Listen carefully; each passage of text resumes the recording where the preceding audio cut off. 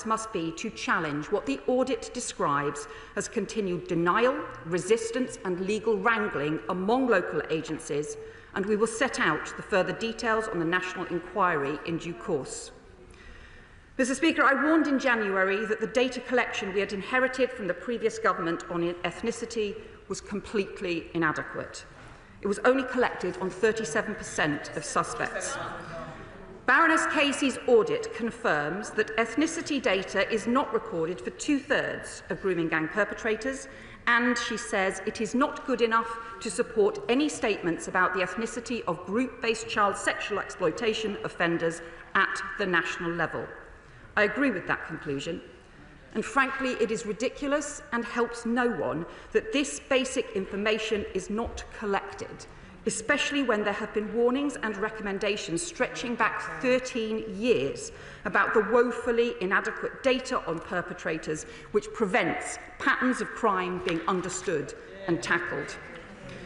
The immediate changes I announced in January to police recording practices are starting to improve the data, but we will need to go much further. Baroness Casey's audit examined local-level data in 3 police force areas, Greater Manchester, West Yorkshire and South Yorkshire, where high-profile cases involving Pakistani heritage men have long been investigated and reported, and there they found the suspects of group-based child sexual offences were disproportionately likely to be Asian men. She also found indications of disproportionality in serious case reviews.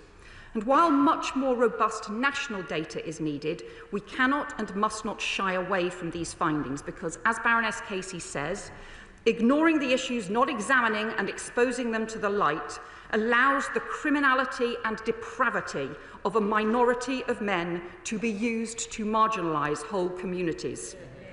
The vast majority of people in our British, Asian and Pakistani heritage communities continue to be appalled by these terrible crimes and agree that the criminal minority of sick predators and perpetrators in every community must be dealt with robustly by the criminal law.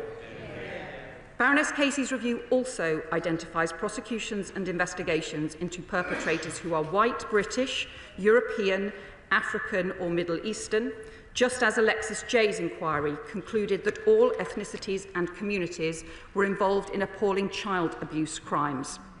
So, to provide accurate information to help tackle serious crimes, we will make it a formal requirement for the first time to collect both ethnicity and nationality data for all cases of child sexual abuse and exploitation, and we will commission new research into the cultural and social drivers of child sexual exploitation, misogyny and violence against women and girls, as Baroness Casey has recommended. The final group of recommendations from the audit is about the continued failure of agencies who should be keeping children safe to share vital information or act on clear signs of risk.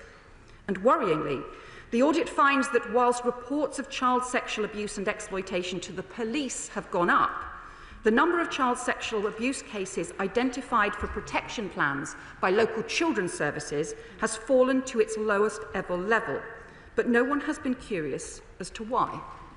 And the audit details an abysmal failure to respond to 15 years' worth of recommendations and warnings about the failings of interagency cooperation. So we will act at pace to deliver on Baroness Casey's recommendations on mandatory sharing of information between agencies and on unique reference numbers for children, the work already being taken forward by my right honourable friend, the Education Secretary. And my right honourable friend, the Transport Secretary, will also work at pace to close loopholes in the law on taxi licensing. Finally, I want to respond to 3 other important issues identified by Baroness Casey in her report, but where she has not made specific recommendations. On support for victims, my right honourable friend, the Health Secretary, will fund additional training for mental health staff in schools on identifying and supporting children and young people who have experienced trauma, exploitation and abuse. Secondly, Baroness Casey reports that she came across cases involving suspects who were asylum seekers. We have asked her team to provide to the Home Office all the evidence that they found, so the immigration enforcement can immediately pursue individual cases with the police. But let me make clear, those who groom children or who commit sexual offences will not be granted asylum in the UK. We will do everything in our power to remove them.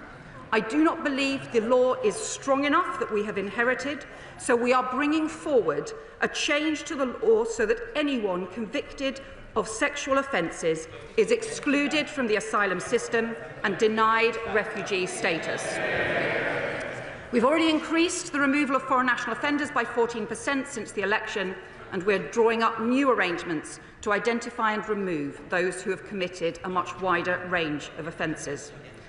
Finally, Baroness Casey describes ways in which patterns of grooming gang child sexual exploitation are changing, including evidence of rape and sexual exploitation taking place in street gangs and drug gangs that combine criminal and sexual exploitation.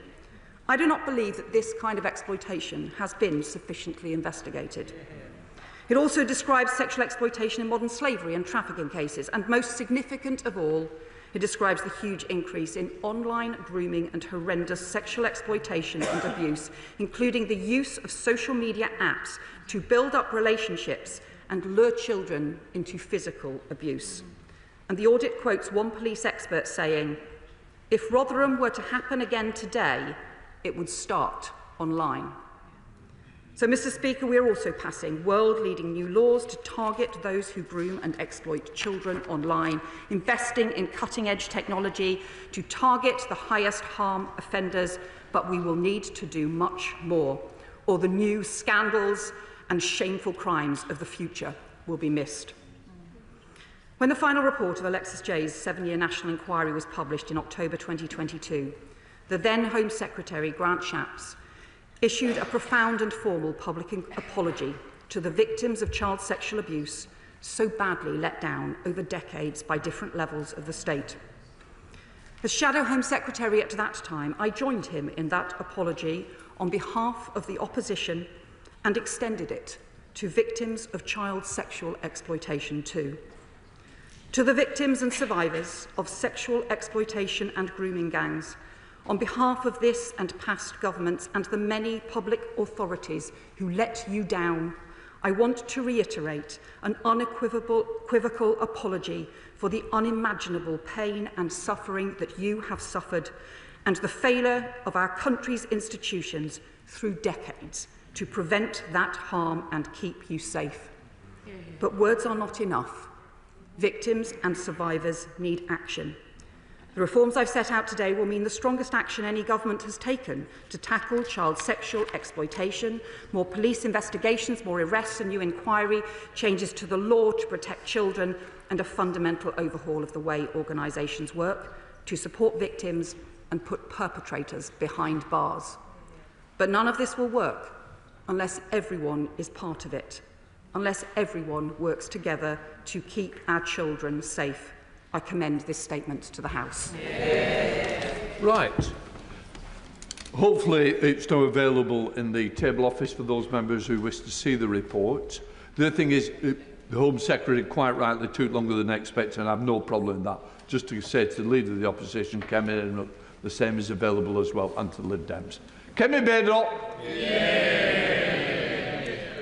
Mr. Speaker, I'd like to thank the Right Honourable Lady for advance sight of this statement. Although I must say, I couldn't believe my ears, listening to the Home Secretary's statement as if this was their plan all along, when we all know it is another U-turn.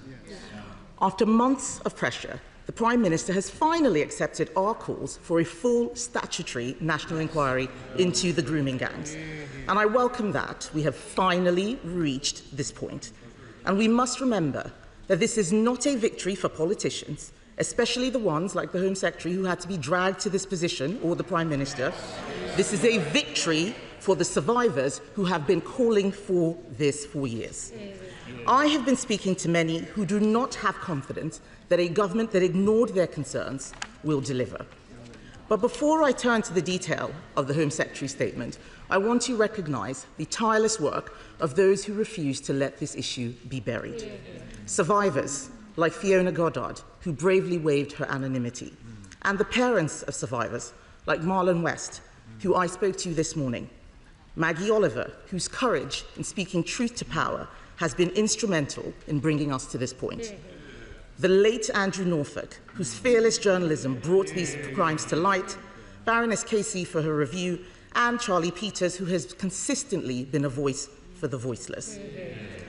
Mr. Speaker, the Prime Minister's handling of this scandal is an extraordinary failure of leadership. His judgment has once again been found wanting. Since he became Prime Minister, he and the Home Secretary dismissed calls for an inquiry because they did not want to cause a stir. They accused those of us demanding justice for the victims of this scandal as, and I quote, jumping on a far-right bandwagon. Yes. A claim the Prime Minister's official spokesman restated this weekend. Shameful. It has been left to Conservatives time and time again to force this issue. 3 times, Mr. Speaker. 3 times. They can mutter now. They all mutter now. 3 times, Mr. Speaker, these Labour MPs voted against the national inquiry. They voted against it 3 times. Liberal Democrats didn't bother to vote at all, asleep at the wheel. Labour MPs voted against a reasoned amendment to the Children's Bill. At committee stage of that bill, they voted against. At committee stage of the crime and policing... Mr. Swallow, I want to set a good example. This is a very serious debate. Temps are running high, but I certainly don't want you to see you pointing and shouting and bawling in that way. Okay, Ben. Mr. Speaker, they can point and shout as much as they like. They know the truth as we on the side of the House do. Yes. 3 times, I will repeat myself, Mr. Speaker, 3 times. Labour MPs voted against a reason amendment to the Children's Bill. At committee stage of that bill, they voted against. At committee stage of the Crime and Policing Bill, they voted against a national inquiry. And at Prime Minister's questions, the Prime Minister repeatedly ruled out a national inquiry to the chairs of all of these Labour MPs who are now pretending this is what they believed all along. And no doubt, the Home Secretary, in her response to me, will try and claim that the previous government did nothing. Yes, yes. A wholly false assertion that she should not repeat today. The Conservative government took extensive action, starting with the original J report, commissioned in 2014 by the then Home Secretary Theresa May. A year later, she commissioned the independent investigation into child sexual abuse, and Sajid Javid commissioned ethnicity data collection in 2018. So it is wrong, as the Home Secretary said, to claim that ethnicity data collection had not been done, and I will remind her that the Foreign Secretary criticised Sajid Javid at the time, said he was bringing the Office of Home Secretary into disrepute and said he was pandering to the far right for doing exactly what she says she's doing now. They should be ashamed of themselves. We accepted all the recommendations of that previous child sexual inquiry of 2022, except the one to have a new cabinet minister, which would not have made any difference at all to the victims of this scandal.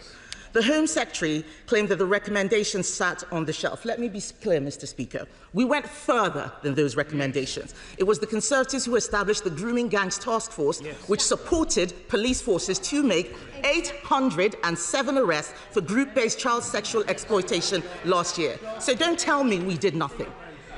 It is vital, Mr. Speaker, that this inquiry is robust, swift, and above all, independent. There are legitimate concerns about institutions investigating themselves, especially as some of the most egregious cases of institutional failure occurred in Labour-controlled authorities. They can moan as much as they like, Mr. Speaker, but the people out there believe that is why nothing has happened yet. In Greater Manchester, Operation Augusta was prematurely shut down. In Rotherham, under continuous Labour control since 1974, we saw repeated failures. In Telford, where Labour has predominantly held power, the current MP initially rejected calls for an inquiry while serving as council leader. This inquiry must have teeth. It must start with known hotspots like Bradford and Rochdale, and I commend my honourable friend, the member for Keighley, for his persistent advocacy of this issue. We need clear commitments, Mr. Speaker.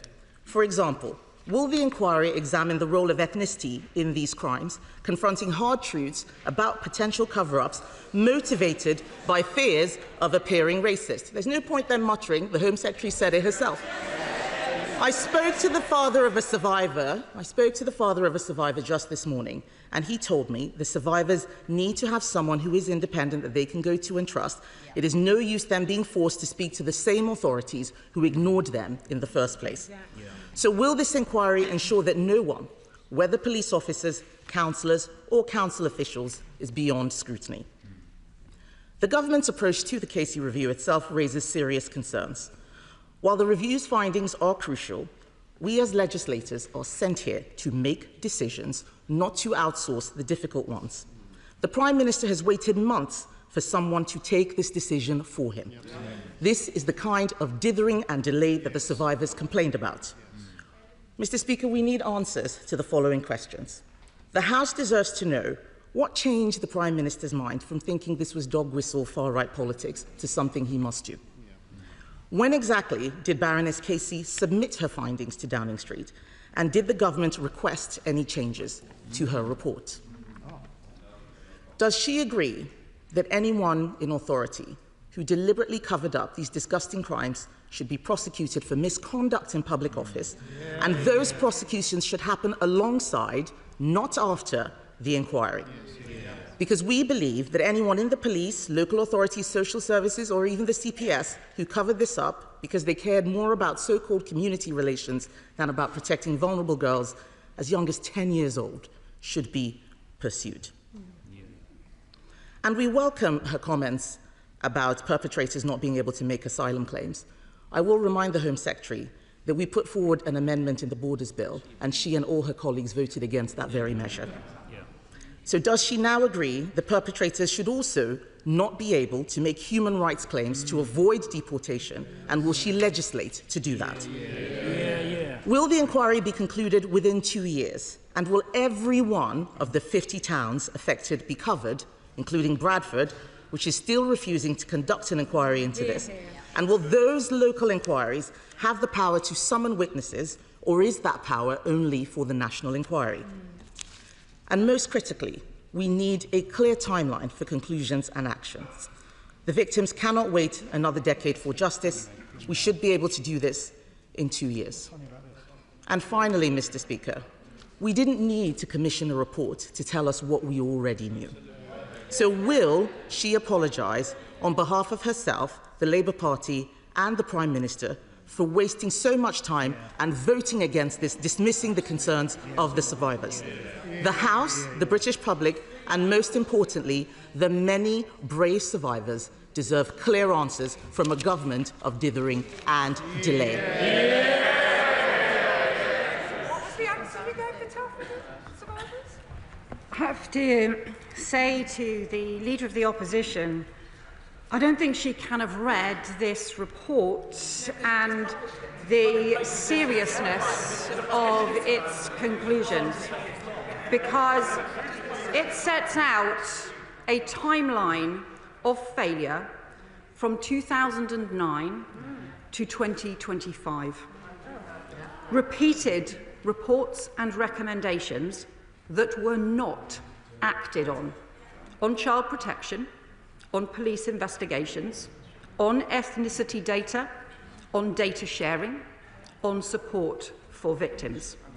For 14 of those 16 years, her party was in government, including years when she was the Minister for Children and Families, then the Minister for Equalities, covering race and ethnicity issues and violence against women and girls. And I didn't hear her raise any of these issues until January of this year. She will know the Prime Minister didn't just raise them, he acted on them, bringing the first prosecutions against grooming gangs, calling for action to address ethnicity issues in 2012. And she will know that the Safeguarding Minister and I have raised these issues repeatedly. She referred to the Professor Alexis J. independent inquiry into child sexual abuse. I called for and strongly supported that inquiry, and also on a cross-party basis. We wanted that inquiry to work and supported its conclusions. But her party did absolutely nothing to implement those conclusions. Time and again, recommendations just sitting on the shelf, and it has taken this government now to bring forward the mandatory duty to report. And she says that we should ensure that people who have engaged in cover-ups should be prosecuted. I agree, and that is why this party is changing the law to make that possible, so that cover-ups cannot happen and so that people are held to account. She'll also know that the votes she's referred to, what she wanted to do, and the amendment she put forward, would have wrecked the children's well-being and schools bill.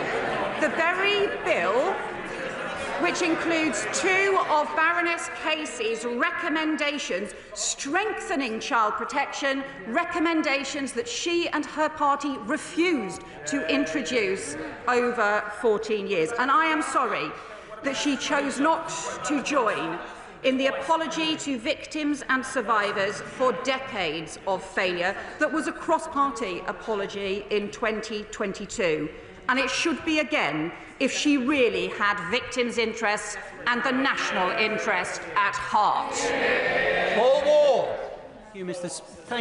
Thank you, Mr. Speaker. And I listened, I sat with a cold fury at what was coming out of the mouth of the Leader of Opposition. Because much of it is beneath contempt. Can I commend today's statement, and can I commend her for commissioning a fiercely independent figure like Louise Casey to conduct this national audit, without which we would not have had today's outcome. In Rochdale, we know all too well how many years it has taken for victims to get the justice they deserve. They have waited many, many years to see these sick criminals locked up and put behind bars. But also, I mean, only last week we had 7 more of these perverts locked up in Rochdale, and that is a testimony to the police and the prosecution who finally got these cases together.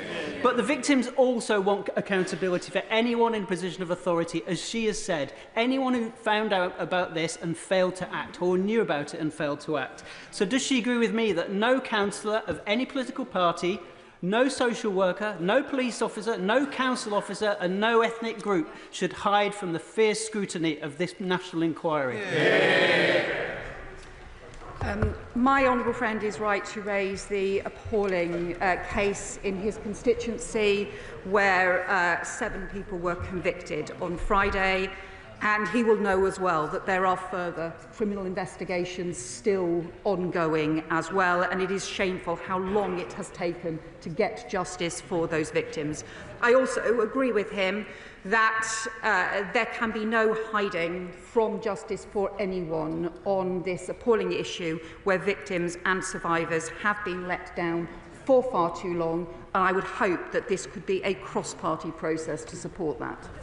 Liberal Democrat spokesperson Lisa Smart. Thank you very much, Mr. Speaker. Child sexual abuse and exploitation are among the most abhorrent crimes imaginable, and we must all support every effort to deliver justice for victims and to prevent these vile acts from happening again. It is, of course, right that the Government follows the recommendations of Baroness Casey's report, including a new national inquiry. Survivors must be at the heart of this process. Their voices, experiences and insights must shape both the inquiry and its outcomes. And I would welcome hearing more from the Home Secretary on how she intends to ensure survivors are heard, respected and central to this view, building on their existing testimony without asking to repeat themselves and relive their abuse again and again. Mr. Speaker, the 7-year inquiry into child sexual abuse, chaired by Professor Alexis Jay, delivered its final report in 2022, and the Government at the time delivered none of its recommendations, leaving survivors waiting for justice. In her remarks, the Home Secretary mentioned 2 of Professor Jay's recommendations being introduced through the Crime and Policing Bill: mandatory reporting duty and aggravated offences for grooming offenders. But what does this new inquiry mean for the remaining recommendations of Professor Jay? Will victims and survivors see all 20 recommendations implemented while the new inquiry is being carried out? Any new inquiry must be more than symbolic. It must be robust, victim-centred and capable of driving real change. A duty of candour would require public officials and authorities to cooperate fully with an inquiry like this, So it continues to be disappointing that the government has delayed bringing this forward. I ask the Home Secretary plainly, what is stopping the government from introducing a duty of candour via a Hillsborough law now? Finally, now that Baroness Casey has completed her review, I welcome her appointment as chair of the Independent Commission into Adult Social Care. I trust she will bring to that hugely important role the same determination to challenge injustice and champion the voices of those too often left unheard. Yeah. The honourable member makes important points about the seriousness of this crime. She is right too that we need to continue to implement the recommendations of the overarching inquiry into child abuse. The Safeguarding Minister updated the House before Easter on those recommendations and the action that we are taking forward on those. I can tell her that a lot of the Home Office measures are already well underway as well, and we will continue to do that. It's really important that we don't simply have recommendations sitting on shelves, that things have to be implemented. On the Hillsborough law, we are working at pace to get the details right and bring it before the House. She will understand that it needs to meet the expectations of the Hillsborough families as well as be right for the House too. And we will continue to work on the wider issues as well. Baroness Casey in her foreword says, if we'd got this right years ago, seeing these girls as children raped rather than wayward teenagers or collaborators in their abuse, collecting ethnicity data and acknowledging as a system that we did not do a good enough job, then I doubt we'd be in this place now. We lost a decade, we can't lose another one. Naz Shah. Thank you, Mr. Speaker. Can I first thank the Home Secretary for her statement and for her leadership and commitment to get a grip on this issue. As a Member of Parliament for one of the largest constituencies, Muslim and Pakistani heritage people, Muslims, I know the sheer anger and condemnation that the vast majority of them share, like all Britons, against those that commit these vile actions and vile sexual abuse. This is not only backed by recent polling by opinion that shows Muslims are deeply concerned, majority of them, about grooming gangs, but by sermons in mosques, letters from leading figures, demonstrations on the streets and so much more, often not given the media coverage that they deserve. I am pleased to see the National Crime Agency will be involved in the future inquiries, and let me reiterate in this House that British Muslims stand on the side of victims and support the full force of the law against all perpetrators of abuse. But would the Home Secretary agree with me that those that display selective outrage or fan the flames to blame entire communities do nothing to protect innocent victims or further the cause of victims? Can I welcome my honourable friend's points that she makes about the anger in her community, the anger across British Muslim communities towards the grooming gangs, towards the rape of children, towards these appalling crimes, and the work that she has long called for, including stronger action from the police to be able to go after perpetrators and bring them to justice. She is right that this is shared right across communities, is the horror at crimes committed against children and particularly against young girls. It is in the interests of those children and of those victim survivors that we have reforms now. The Home Affairs Select Committee, Karen Bradley. Thank you very much, Mr. Speaker. Can I thank the Home Secretary for her statement and for early sight of it. I'm pleased also that Baroness Casey has agreed to come before the committee tomorrow to set out her report more clearly to us. I am concerned about the potential for inquiries trying to get to the truth, potentially prejudicing criminal trials. So could she set out how she envisages the two things running alongside each other, an inquiry and criminal prosecutions? Can I welcome that question from the Select Committee Chair, and I am glad that Baroness Casey will have the opportunity to set out more details of her findings. As the Chair will know, the Baroness Casey has huge expertise and determination and will be forthright in giving the evidence that she has drawn together. She makes a very important point, and it will be important for the Independent Commission, for the Independent Inquiry, to have arrangements with police forces to ensure that where there are current criminal investigations underway, they are not cut across, but so that we also ensure that we can uncover where there have been institutional failings, because it's those institutional failings to pursue action or to turn a blind eye towards action that need to be pursued in particular areas as part of those local investigations and as part of the national inquiry. She'll know that these kind of arrangements have been done in inquiries in the past, so they can be done and will need to be so again now. Sean Davies. First, I want to praise and pay tribute to survivors from right across the country, and again highlight the survivors who worked in Telford alongside myself and other organisations to do that local-based review. The reason we did a local-based review was because the then Home Secretary Amber Rudd and the then local government Minister Rishi Sunak refused to provide a statutory inquiry into Telford. And that's why we worked together with the Police and Crime Commissioner, who happens to be a Conservative, and people from across the political spectrum to take this out of the party political field and try and find answers in our small part of the world. Mr. Speaker, what we do need, though, is action. Action in regards to the J inquiry, action in regards to the Casey review, but also, Home Secretary, the number of local reviews that have taken place up and down this country that have not been on the desks of ministers over the last 14 years and have not therefore received the attention that they deserve. Does she agree? My honourable friend is right to say what we need is change and action. Recommendations from inquiries need to be implemented. The Telford inquiry that took place had as part of its strength was that it involved victims and survivors at the very heart of the inquiry, and also had serious plans to ensure that the recommendations were then taken forward and implemented, and had ways in which to follow up to make sure that those recommendations were implemented. That is crucial. It's no good just having inquiries where recommendations sit on a shelf. We have to make sure that they are implemented alongside pursuing answers. Robbie Moore. Thank you.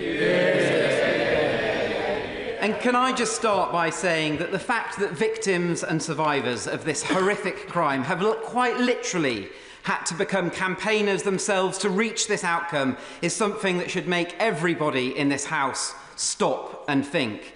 When I last met the Safeguarding Minister with leading child abuse lawyer David Greenwood, we pointed out the very fundamental flaw in her own government's grooming gang strategy, and that was the completely ridiculous decision to give council leaders in areas like Keighley and the wider Bradford district the option to simply say no to an inquiry. So now that we have an inquiry equipped with statutory powers, can I ask the Home Secretary, what message does she have for local leaders in my region who think that they can still get away with saying no? And what message does she have to say to victims like Fiona Goddard, who is also from my area, who no doubt will be worrying, like me, that there will still be no focus on Keighley and the wider Bradford district? Yeah. Well, I know that the honourable member has met with the Safeguarding Minister. She has also spoken again to Fiona Goddard this morning to ensure that the work that they have been doing and to make sure that victims and survivors' voices and campaigners' voices are heard at the heart of this. I think he will also know that the Safeguarding Minister did say to him in that meeting that she would not allow local councils to be able able to turn their backs and to say no to investigations where they are needed. That is why we have accepted Baroness Casey's recommendation for a national inquiry that will underpin those local investigations. We will ensure, obviously, final decisions will be matters for the independent chair of a commission, but we will ensure that his concerns and those of victims are passed on to the national inquiry. Debbie Abrahams. Mr. Speaker, and I thank my right honourable friend for her statement. I'd also like to pass on my thanks to Dame Louise Casey for meeting with Oldham victims and survivors of CSE. They want no further delays to justice and for perpetrators to face the full face of the law now. It is unacceptable that some are being given court dates of 2028 with all the risks that implies. They want no more red tape.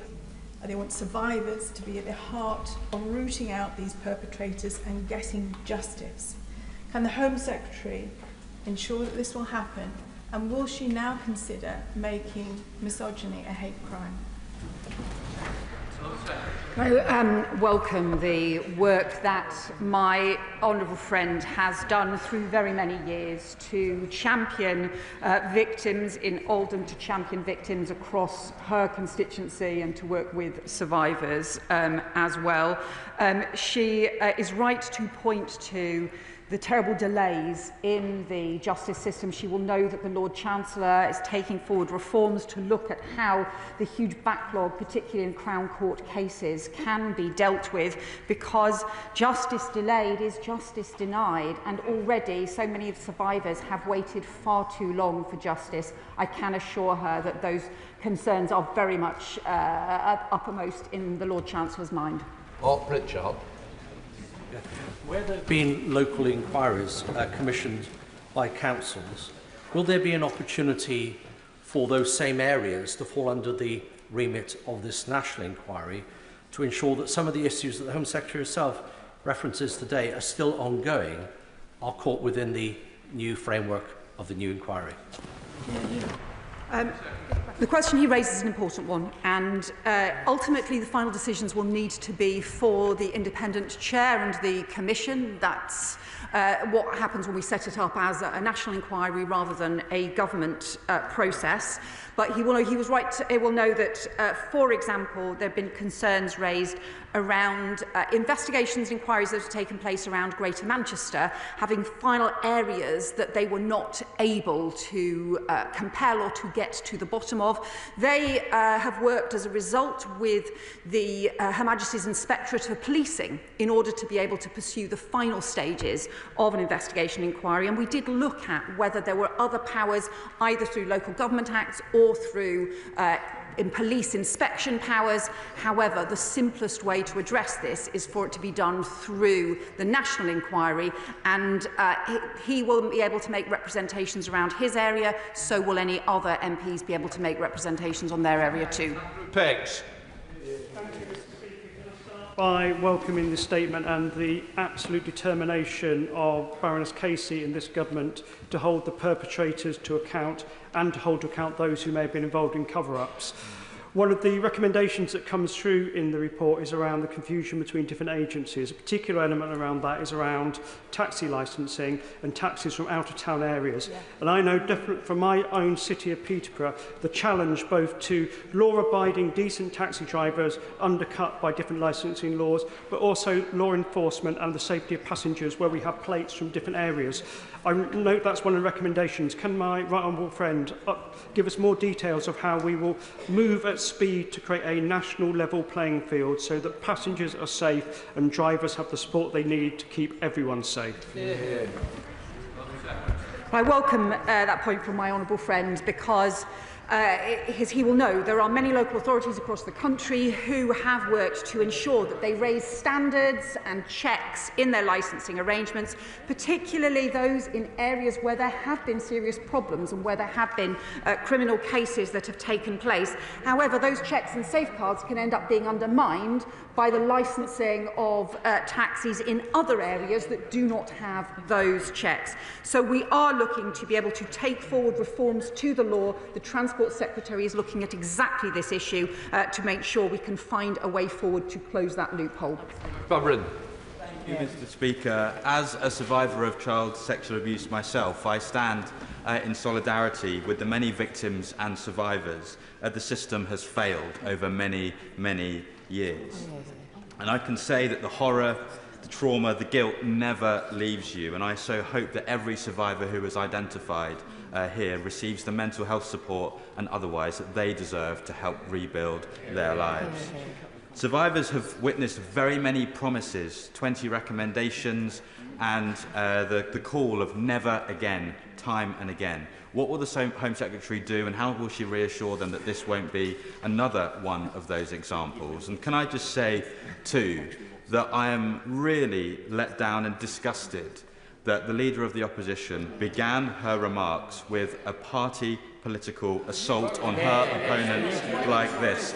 Victims and survivors deserve more than a smug, I told you so diatribe. Victims and survivors deserve action.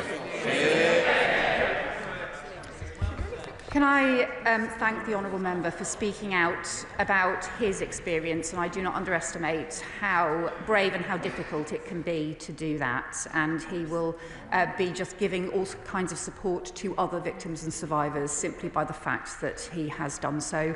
He is right to raise the challenge about how do we ensure that recommendations are actually implemented. You will know that on the issue about therapeutic support, we do want to extend therapeutic support to victims and survivors, but we will start, as the Health Secretary is setting out, we will start by providing additional support and training for those who provide mental health support in our schools. Charlotte Littles. Thank you, Mr. Speaker. At Manchester Minstrel Crown Court last week, 7 men were convicted for sickening crimes as part of a grooming gang. One of their victims, girl A, who was abused by in excess of 50 men, was advised by police to make a claim for criminal injuries compensation, for which she would have received just £22,000. She did not make a claim, but this did not stop the defence from arguing that she made up accusations to bolster a claim for compensation. The government will be aware that I've raised on many occasions the inadequacies of the criminal injuries compensation framework for victims of sexual violence and exploitation, and will be aware of recommendations from the ICSA review and the Victims Commissioner on this. While no amount of money could be adequate to compensate victims like Girl A, we owe it to them to ensure they have the financial support required to rebuild their lives and do not have to choose between this and justice. How much longer will we all be waiting for this? Thank my honourable friend for raising this. The Safeguarding Minister takes this issue very seriously, and the way in which we cannot have issues around the criminal injuries compensation scheme being raised in court in a way that undermines the victims and survivors who have shown bravely that they are able to speak out about abuse that has haunted their lives for so long. We will look at this issue further. Richard Tice. Thank you, Mr. Speaker. I welcome this statement from the Home Secretary and that there will now be a national inquiry. Does the Home Secretary think that that will be finished within, let's say, 2 years for the British people? And given that she quite rightly apologised to the victims and survivors, will she now apologise on behalf of the Prime Minister who smeared and labelled those of us who called for a national inquiry? Yeah. Well, he raises the issue about the timescale for this, and the so in the discussions that we have had with Baroness Casey, and also recognising the many issues that people want to raise with an inquiry, we had expected that it might take around 3 years. Clearly, if the Commission is able to work faster than that, then people will clearly want answers as swiftly as possible.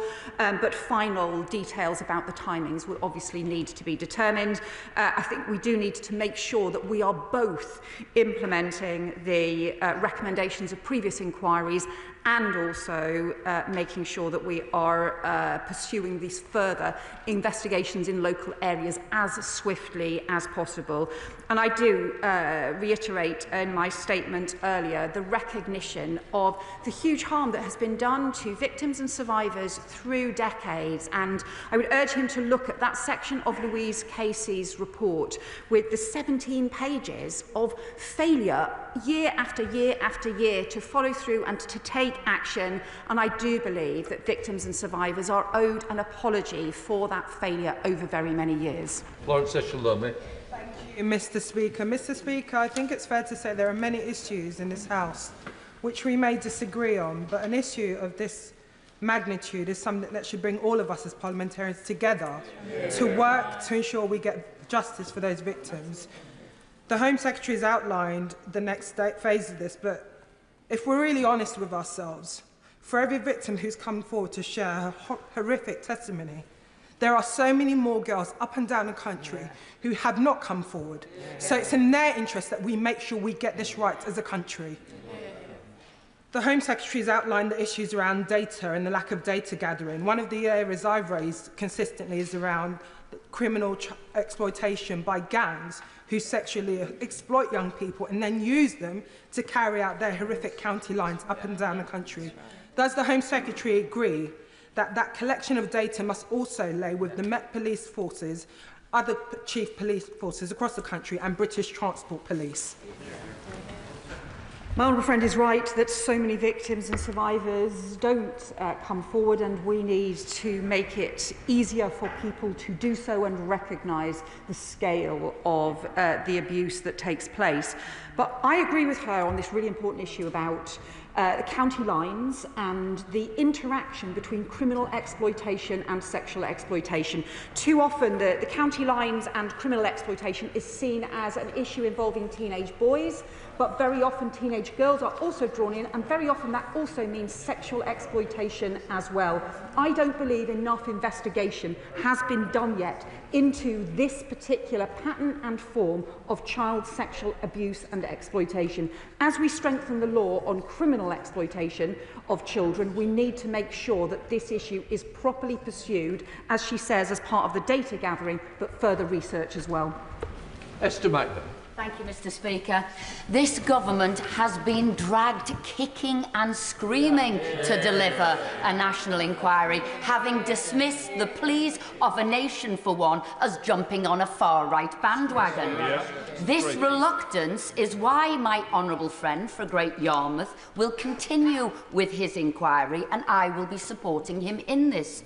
But can I ask the Home Secretary, will this government's inquiry investigate the political motivations behind the cover-ups, including the role of the Labour Party, or will this continue to be swept under the carpet?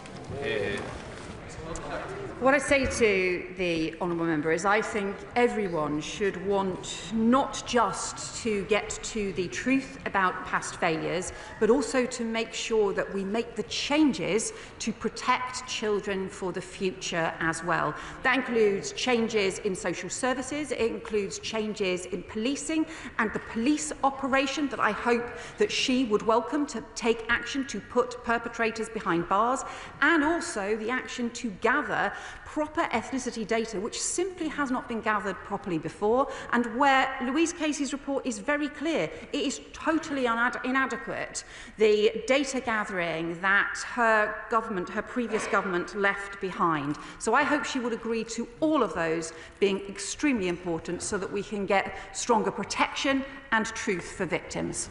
Elsie Blunder. Thank you, Mr. Speaker.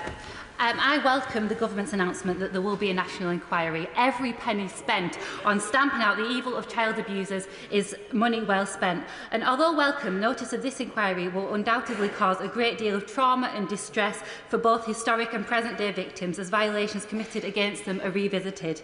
As the honourable member opposite referenced, what steps can the government take to ensure that victims and witnesses have access to robust mental health support, and how can we ensure that our courts, as my honourable friend, the member for Oldham East and Saddleworth mentioned, especially in places like Greater Manchester, which face extensive court backlogs, are sufficiently resourced to ensure that at the end of this process, justice is finally delivered?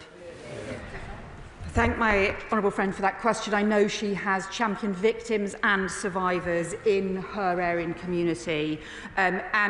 She is right to say that we have to make sure that victims and survivors get support.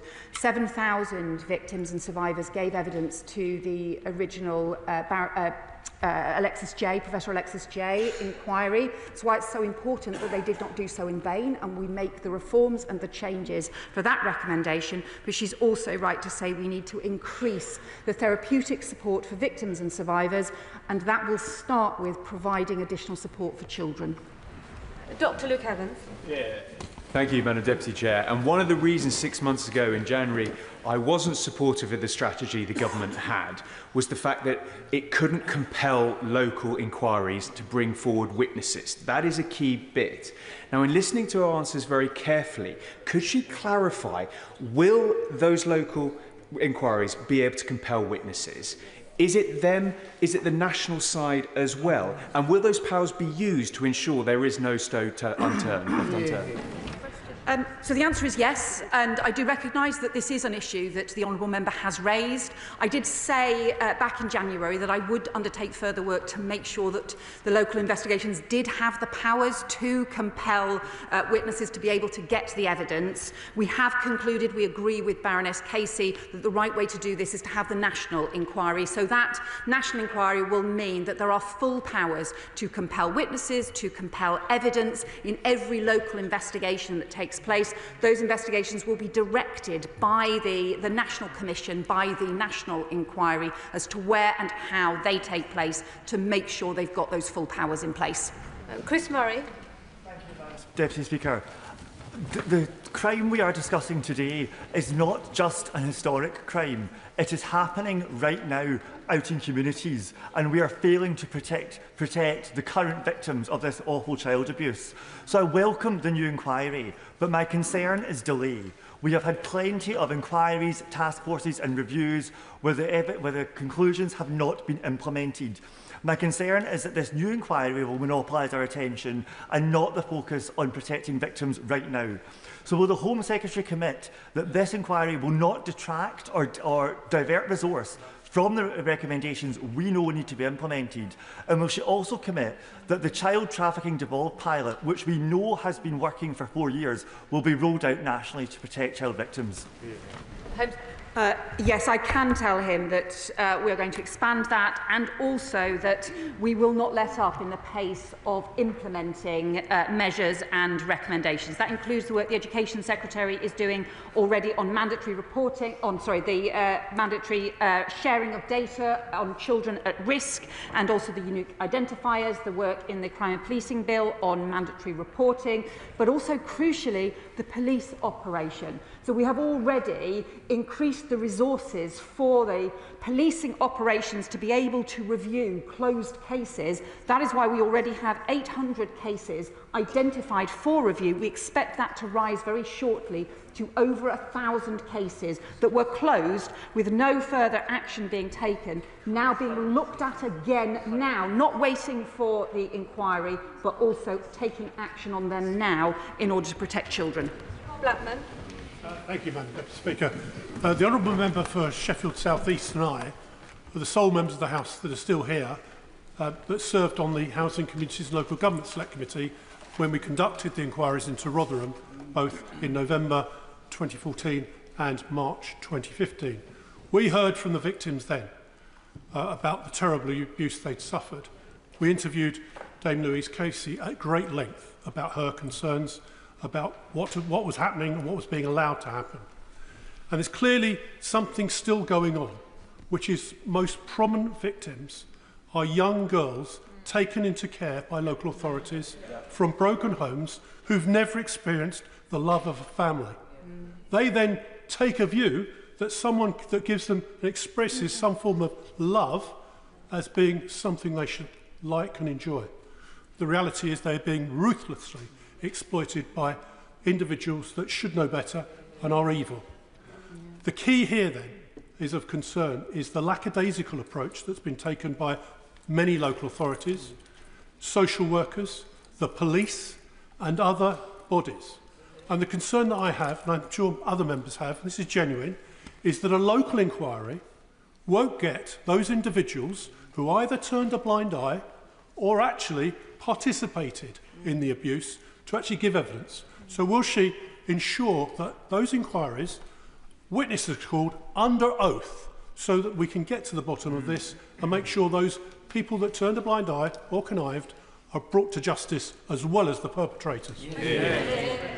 So I can reassure him that the point of having the national inquiry is to ensure that where local institutions are being examined, there will be the powers from the Commission to be able to compel witnesses, to be able to take evidence under oath, to be able to gather information, papers and evidence as they so see fit in order to make sure that we can get to the heart of institutional failure. But he's also right to say that this really is about vile criminals knowing when teenage girls especially, but when young children are vulnerable to the most appalling exploitation and coercion, the playing with children's emotions and vulnerability to draw them in to what is ultimately violent crime and the most terrible abuse. This does raise questions, particularly about the fact that the number of child protection cases identified around sexual abuse has dropped by social services. We are very concerned about that. The Education Secretary is now investigating that, and also the failure to share data properly around the children who are at risk, the ones who are going missing. It's the evidence from, I think, the work that he did and the committee did 10 years ago about missing children, about children in care. It's all the same evidence now. We've got to be better at pursuing that evidence. Jodie Reid. Madam Deputy Speaker, I strongly welcome the Home Secretary's announcement for an inquiry and its commitment to survivors. And it's absolutely right that the inquiry focuses on the local areas where we know survivors have been failed by the authorities which were supposed to protect them. But it's also essential that we draw the lessons for the whole of the UK. Earlier this year, Professor Alexis Jay from Strathclyde University warned the Home Affairs Select Committee that Scotland is not immune to this kind of organised abuse that we've witnessed elsewhere in the UK, and Scotland's victims and survivors deserve the same assurances of accountability and robust safeguarding measures as anywhere else in the UK. So can I ask the Home Secretary if she will actively seek engagement from the Scottish Government and offer its support and advice to help ensure it also wholeheartedly implements the G recommendations effectively? I welcome my honourable friend's point. The Safeguarding Minister will follow up these issues with the devolved administrations. Obviously, she is right. Of course, this is a devolved issue for Scotland. Nevertheless, she's also right that this kind of appalling crime, this is happening everywhere, and this needs action everywhere in order to safeguard children and protect them. I appreciate how sensitive the topic is, but longer questions mean fewer colleagues will get in, and obviously shorter answers from the Secretary of State will help as well. Richard Ford. Thank you, Madam Deputy Speaker. At one of my surgeries, I heard from a civil servant who had gathered evidence for the independent inquiry into child sexual abuse across the whole of England. They described themselves as being, quote, left emotionally and physically drained after collecting evidence, only for it not to have been acted on by the government. I welcome this government's acceptance of the 12 Casey review findings, but I ask the Secretary of State, will she assure my constituent and other civil servants that there will be no delay in implementing the findings of the IICSA? Well, I can assure him we are taking forward the recommendations already. The Safeguarding Minister updated the House on all of the ICSA recommendations before Easter. Some of them require legislation, and that legislation is passing through, including passing through this House. At the moment, we will have further discussions on those issues later this week. Some of the issues are issues that we are able to take forward already, and we will continue to update the House on the progress on those recommendations. Catherine Atkinson. Thank Thank you, Madam Deputy Speaker. Can I welcome this evidence-led action on grooming gangs? It takes courage to come forward and share deeply traumatic experiences. So will the Home Secretary confirm that this inquiry will build on the evidence and recommendations already collected over previous inquiries, investigations and reports, including the last national inquiry, which in 2022 produced this 200-page report specifically on grooming gangs and looked at over 400 recommendations that had prior to that already been made? And crucially, will she ensure that there is no delay to the action this government is already taken to bring perpetrators to justice, to stamp out these vile crimes and to protect our vulnerable children? I agree with my honourable friend. We need to ensure that the 2-year inquiry into child sexual exploitation that was conducted as part of the Professor Alexis J review, those recommendations, we have agreed to implement all of those recommendations, and one of those on the aggravated sentencing for grooming offences we are taking forward as part of the Crime and Policing Bill. We are also introducing similar parallel arrangements for online abuse, because that online grooming as well, which obviously has escalated and accelerated since Professor J's work, we also need to make sure we're taking action on. Thank you, Madam Deputy Speaker. My Hillingdon constituents have seen the work over many decades the local authority has had to deal with child sexual exploitation and trafficking arising from Heathrow. One of the issues arising when I led the Local Government Association's response on this, when these cases first came to light, was the sharing of information. So will she assure the House that following this inquiry she will upgrade the status of the working together guidance, and in particular make sure those bodies accountable to the Home Office, like the police, understand and take it as seriously as other bodies do, so we don't see people falling through the cracks between agencies? I welcome the honourable member's points on this. Baroness Casey's review does identify that sexual exploitation is a central part of trafficking and modern slavery as well. And I do also agree with him about the importance of the sharing of information. It's these basic things that just time and again everybody says the right words and then it just doesn't happen in practice. So we need the laws to change, but we also need systems to change to make it easier to share that information. We will take that forward both in policing and as part of the work that my honourable friend, the Education Secretary, is doing, so that it's much easier for them to share that information. We're introduced. Thank you, Mr. Speaker. Does my right honourable friend agree that there was no vote previously on whether or not to have a national inquiry into grooming gangs? The vote was about having the safeguards of the Children's Wellbeing and Schools Bill. And following the independent inquiry into child sexual abuse and the 200-page, which dealt specifically with grooming gangs, this government was right to have the local inquiries and to have the rapid national audit. And now that Baroness Casey has recommended a national inquiry into grooming gangs, the party opposite should be working with us for the sake of the victims, rather than attempting to score political points as the leader of the opposition did. Well, Baroness Casey's audit that was conducted in just 4 months, but looked at some of the issues in considerable detail, but also sets out really the fact that we have had these 16 years of different reports and inquiries. That does include some of the issues around the 200-page report that he refers to and other reports as well. The crucial thing is that we need action. So victims and survivors need answers, and we need to pursue serious failings wherever they are found, but we've also got to make sure that when recommendations are made, that they are implemented. Minister Meddy. We welcome the government's statement today and hope it will lead to concrete, properly funded actions. In February, Plaid Cymru amendments called on the Welsh Government to work with police forces on an all-Wales audit of child abuse cases across Wales, and it was backed unanimously. What concrete steps have been taken between the Welsh and the UK governments since the passing of that vote to bring justice to these victims? Well, the honourable member will know that there are obviously many of the issues around the social services provisions are obviously matters for the Welsh Government, but also issues around policing are covered by the Home Office, and that's why we have already been working with police forces across the country to strengthen the work of the Child Sexual Exploitation Task Force, to be able to look at different cases that have been closed, but also to strengthen their work with local partners in order to be able to pursue these terrible crimes. As part of the policing operation that will be led by the National Crime Agency and drawing on expertise from across the country, we will ensure that that also connects with the work being done by the Welsh Government, and the Safeguarding Minister is following up with devolved administrations. Gareth Snell.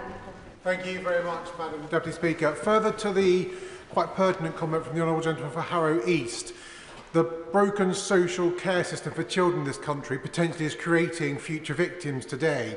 And whilst a review at local level will look at what happened in the past, we need to make sure that we are doing our best to make sure that these crimes by appalling people aren't continuing in the future. So can the Home Secretary say a little bit more about what she might be doing with the Education Department to make sure that those young people who are being groomed online and groomed in public today can help spot those signs so they know to ask for help, and they can ask for help at the pertinent time, because otherwise, unfortunately, we may see this cycle continuing for decades to come.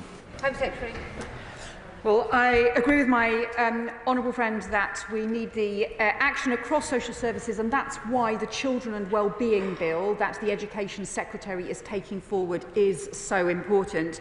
The issues around the online grooming and the online exploitation are immensely important, and that is both about the abuse that stays online, often forcing children to get involved in the most appalling abuse and acts by that online blackmail and pressure and coercion, but also the way in which it's being used to provoke offline, to lead to then offline physical abuse and contact abuse as well. We are working with the National Crime Agency on new technology to be able to address this, but also with the Education Department on how we also build children's resilience in dealing with these crimes. Madam Deputy Speaker, much has been made in the House this afternoon of the fact that a former Director of Public Prosecutions, now Prime Minister, instigated a prosecution against grooming gangs. That being so, he was clearly better placed than most of us to understand the need for the national inquiry that he so rigidly resisted initially. But I'd like to associate myself with the apology offered by the Right Honourable Lady to the House on behalf of all of us and all of the authorities that have failed young people so dismally. Those young people now want to know that they can have confidence and trust in the national inquiry and in who leads it. Can she tell the House who that is likely to be and what terms of reference they will have? Home Secretary. The terms of reference will be set out in due course. We have not yet appointed or determined the chair for the national inquiry, and we will do so and set that out for the House. But can I also welcome his response on the issue about national apology for over historic and current the challenges that have been led to victims just being let down through very many years. And I think his response echoes the way in which the whole House came together in 2022 around a similar support for victims as well. Jason. Thank you, Madam Deputy Speaker. I welcome the UKC report and the new actions outlined by the Secretary of State today. I specifically welcome the requirement for collection of ethnicity and nationality data. The report refers to different and changing models and patterns of abuse. The Secretary of State will be aware there has been historic allegations involving grooming and sexual abuse of Sikh girls. So will she ensure that the requirement to collect ethnicity and nationality data extends to victims so that we can once and for all see the evidence for any model of this kind that exists? Secretary. My honourable friend raises a very important issue about victims, and very often victims in many communities he's talked about, Sikh girls, not feeling confident to come forward and feeling the sense of shame that prevents young people being able to ask for help when they need it. It's essential, therefore, that we strengthen the ethnicity data around victims as well as around perpetrators to make sure that victims and survivors in all communities get the support and safeguarding they need. Nick Timothy. Thank you, Madam Deputy Speaker. The official document published online by the government says the national inquiry will only, quote, coordinate a series of targeted local investigations. How many local investigations will the inquiry coordinate, and will it cover the whole of England and Wales? Yes or no? Home Secretary. The decisions about which areas are looked into and how many will be matters for the Commission. We envisage the Commission lasting for 3 years. I know the Leader of the Opposition suggested 2 years. We think it will need around 3 years to be able to pursue the scale of work that is needed. I think it is right that the final decisions are ones for the Commission, for the Independent, for the National Inquiry itself. It will be able to look anywhere that it wants to across England and Wales and be able to pursue the evidence wherever it sees fit. Sam Colling. Thank you very much, Madam Deputy Speaker, and can I thank the Home Secretary for the robust measures that she's laid out today. Can she reaffirm the commitment that the government made in January of this year that the ICSA recommendations relevant to the Home Office will be implemented in full? Home Secretary. Yes, I can. That work is either completed or well underway. Al Pinkerton. Mr. Speaker, in an era when information is increasingly contested and weaponised, political parties would do well to lead by example by providing credible information and avoiding the spread of disinformation, including about the events, proceedings and procedures of this House. Given that Baroness Casey's report addresses what is, frankly, a matter of the utmost sensitivity involving highly vulnerable young girls, can I ask the Secretary of State to ensure that the operation and eventual findings of this report are communicated clearly, responsibly and in a timely manner to the public, and that disinformation is actively countered to prevent political distortion, the incitement of harm and the further diminution of public trust? I think I respect the really important points the Honourable Member makes, and one of the issues, in fact, that Baroness Casey particularly raises is having inaccurate information, whether it be about ethnicity, whether it be about anything else. Having inaccurate information can cause huge problems, and the more that we make sure that information is robust, the better. Baroness Casey will also, as the Select Committee Chair said, be giving evidence tomorrow, and so people will also be able to hear directly from her as well as reading her report. Thank you, Madam Deputy Speaker. The victims and survivors of the grooming gangs and CSE have been institutionally let down, and we must make sure they are front and centre in our approach. So can I join other colleagues in saying that court delays must be looked at? This is a particular issue in West Yorkshire, and it's traumatic for the survivors. And can I just mention Baroness Casey reports on the Smith algorithm which West Yorkshire Police developed, which brought hundreds of people in scope as victims and survivors and helped prosecution rates. So can I ask that best practice is shared? Home Secretary.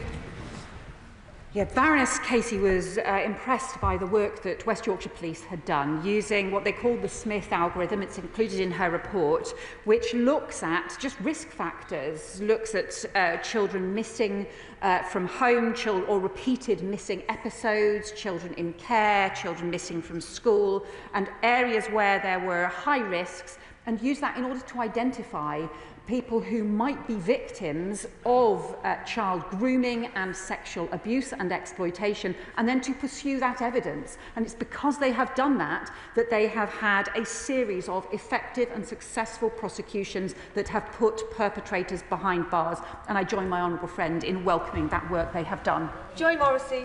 Thank you, Madam Deputy Speaker. I'd like to ask the Home Secretary, Madam Deputy Speaker, about the Sikh community that has come forward about historic sexual and child sexual abuse of Sikh women. And what they have said is these Sikh girls, when they came to the local authority, when they came to the police, when they've come, they were told, even by the media, that it was an ethnic problem, that was an Asian problem. And I welcome the fact that the Home Secretary is going to be recording data, but what data will that be, and how can Sikh girls who've been abused not be just told it's an Asian problem. Yeah. Can I welcome the point that the Honourable Member has made? It's immensely important that victims and survivors in every community of every ethnicity are able to get justice, are able to get the support they need, and the issues around race and ethnicity are never used as an excuse to ignore victims or to fail to pursue criminals who are committing the most terrible crimes. We want to work with the police to ensure that we can also get effective data and effective recording on victims, but also to make sure that there are the right kinds of services and support in place so that every victim is heard. Clive Efford. Deputy Speaker, I'm shocked that the Conservatives don't seem able to recognise that they were in power for 14 years of the 15 to which Louise Casey refers to in her report. And if they were showing any kind of enthusiasm for an inquiry when they were in government, they would have called it. Now, can I just ask my right, so we can dismiss them? Can I ask my right honourable friend, is she confident that we are getting the voice of the victims here? Well, the victims, the parents and the children themselves. When we had a similar problem to this back in the 90s when I was in local government, we set up a thing called Childline to give a direct voice to young people so that they could raise their concerns. Does she think that we should have a similar thing here so that victims of child sexual exploitation can get their voices heard? Secretary. My honourable friend makes a really important point. And on the history and the action that's been taken, one of the things that Baroness Casey particularly criticises is a 2020 report that was produced by the Home Office under the previous government because she concludes that the conclusions that it came to were simply not justified by the data and that the data that was being gathered was inadequate. I think everyone should recognise that not sufficient action has been taken, whether it be on the data, whether it be on sharing, whether it be on implementing recommendations. On the particular issues of victims and survivors, the Safeguarding Minister is doing immensely important work on this and is looking at ways to ensure that the victims and survivors' voices can be at the heart of the new national inquiry and also at the heart of all of the work that the Home Office does in this area as well. Sarah Ball. Thank you, Madam Deputy Speaker. I don't believe I've actually heard an answer to a number of the Leader of the Opposition's questions, so I'll ask the Home Secretary again. When did Baroness Casey submit her findings, and did the government request any changes? Home Secretary.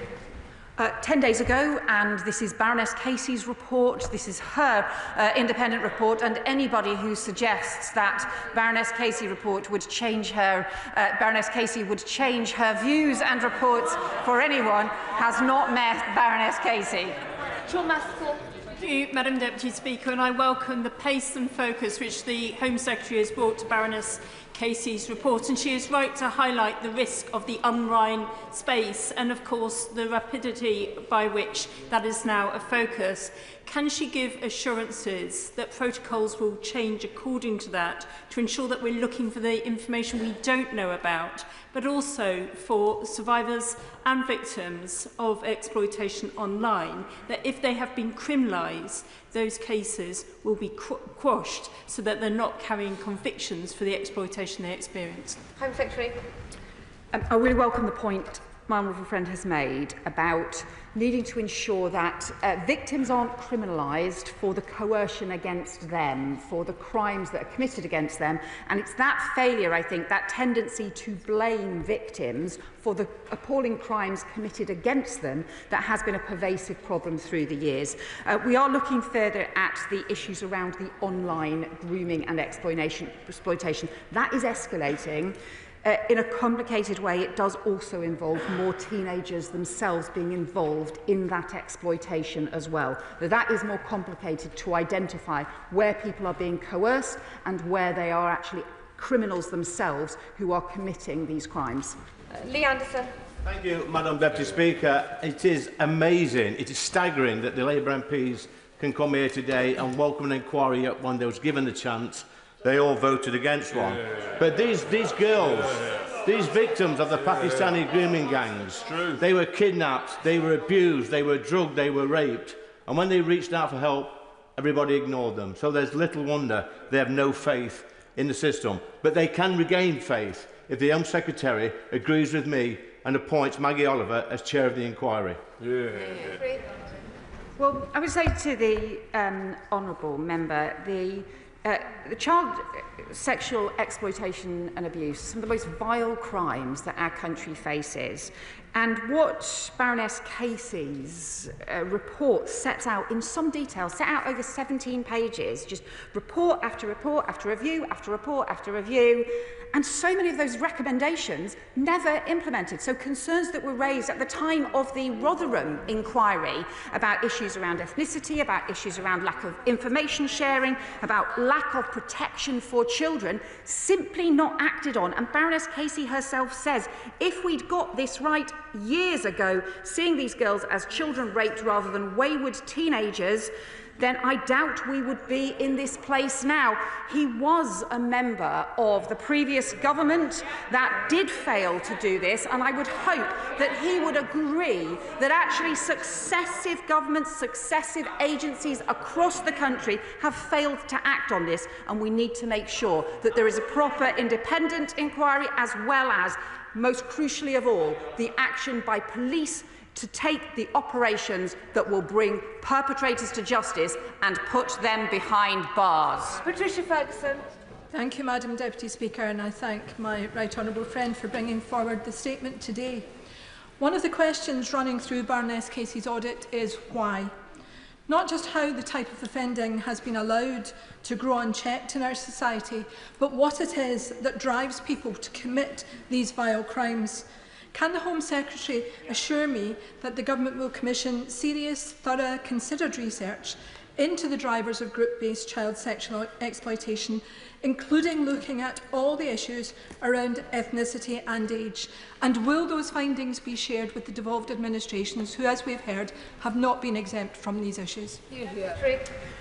Yes, I can say to my honourable friend that we do accept this recommendation from Baroness Casey as part of her report. We will commission this research into the drivers of child sexual exploitation and also some of the wider drivers around violence against women and girls as well, so that we have the stronger evidence to keep children safe. Sir Julian Smith. Bradford and Keighley taxis operate in Skipton and South Craven. There's been some horrific cases in that area. Could she confirm that the inquiry will be not too restricted to Bradford and the bigger conurbations?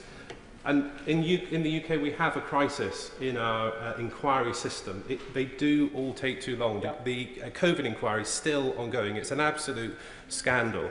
Could she accelerate the timings, and would she give serious consideration to this public inquiry being held in the north of England?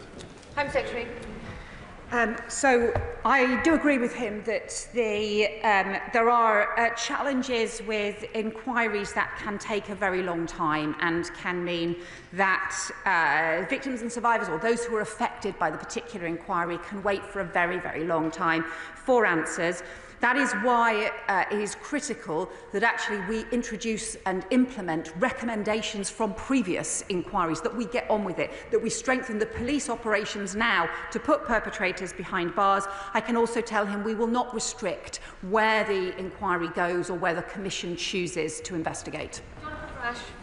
Thank you, Madam Deputy Speaker. I welcome the audit by Baroness Casey today and the government's instigation of the national inquiry.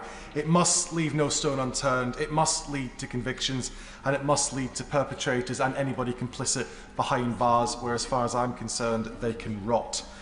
But Madam Deputy Speaker, it is also important that in this most serious of issues demands serious and considered conduct from the people in this place, including not misrepresenting what happens here.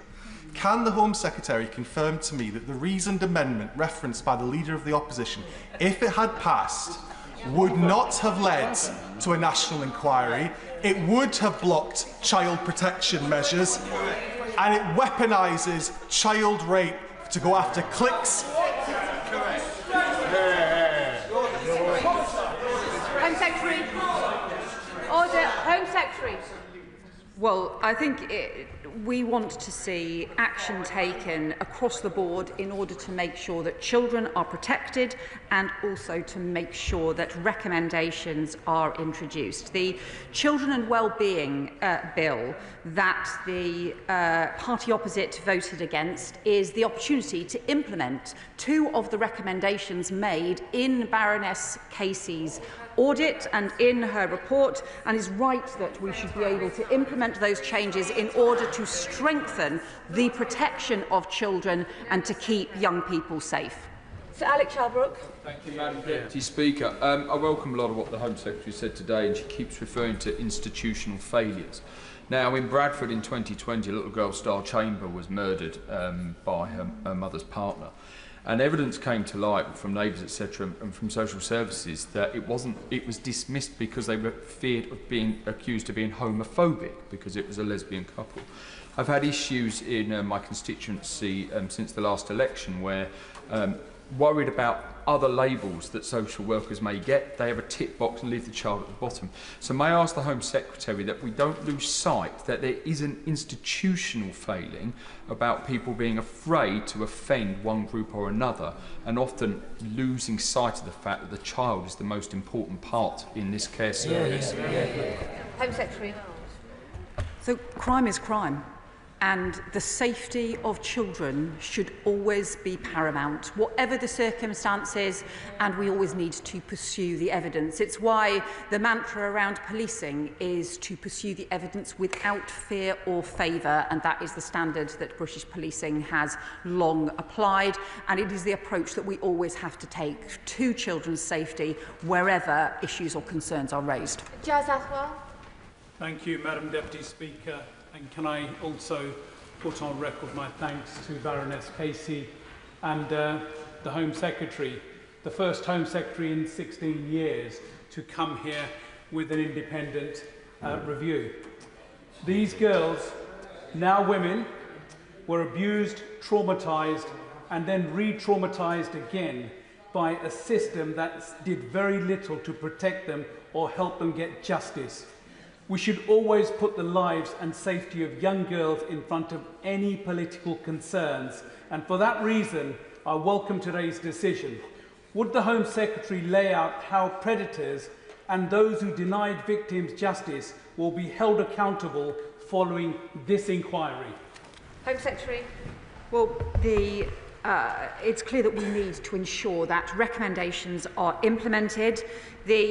One of the conclusions that the Baroness Casey audit comes to is it says the timeline set out above, and this is the history of failed reports in the past, shows a pattern of case after case of offending that is prosecuted, reviewed, and then recommendations for improvement made and repeated, but not followed through. We become so used to hearing about these issues that they become more about justifications for failures than problems that need to be fixed. We have to make sure that these problems are fixed. Greg Stafford. Thank you very much, Madam Deputy Speaker, and I welcome the Home Secretary's statement that those who are convicted of such crimes will not be able to take part in the asylum system. I would suggest to her that she may want to go and extend that to all crimes against the person. But the question that my right honourable friend from the front bench asked was, will she make sure that no human rights, fallacious human rights claims can be made so that these people cannot be deported if convicted of these crimes? Secretary. So we are strengthening the safeguards in the asylum system. I think the system that we inherited was too weak, didn't have strong enough systems both to ensure that the rules are respected and enforced, but also particularly to deal with issues around criminality and issues around public risk. So we are strengthening those safeguards, including the law around sexual offences, including looking particularly at the issues about the way in which Article 8 is being interpreted. And also, we are strengthening public protection arrangements. So if there are any issues raised by the police or by others about any safety risk for anybody in the asylum system, we are bringing in new arrangements to ensure that there are joint public protection agreements and arrangements between the police and immigration enforcement to ensure that people can be kept safe. Laura Kirk-Smith.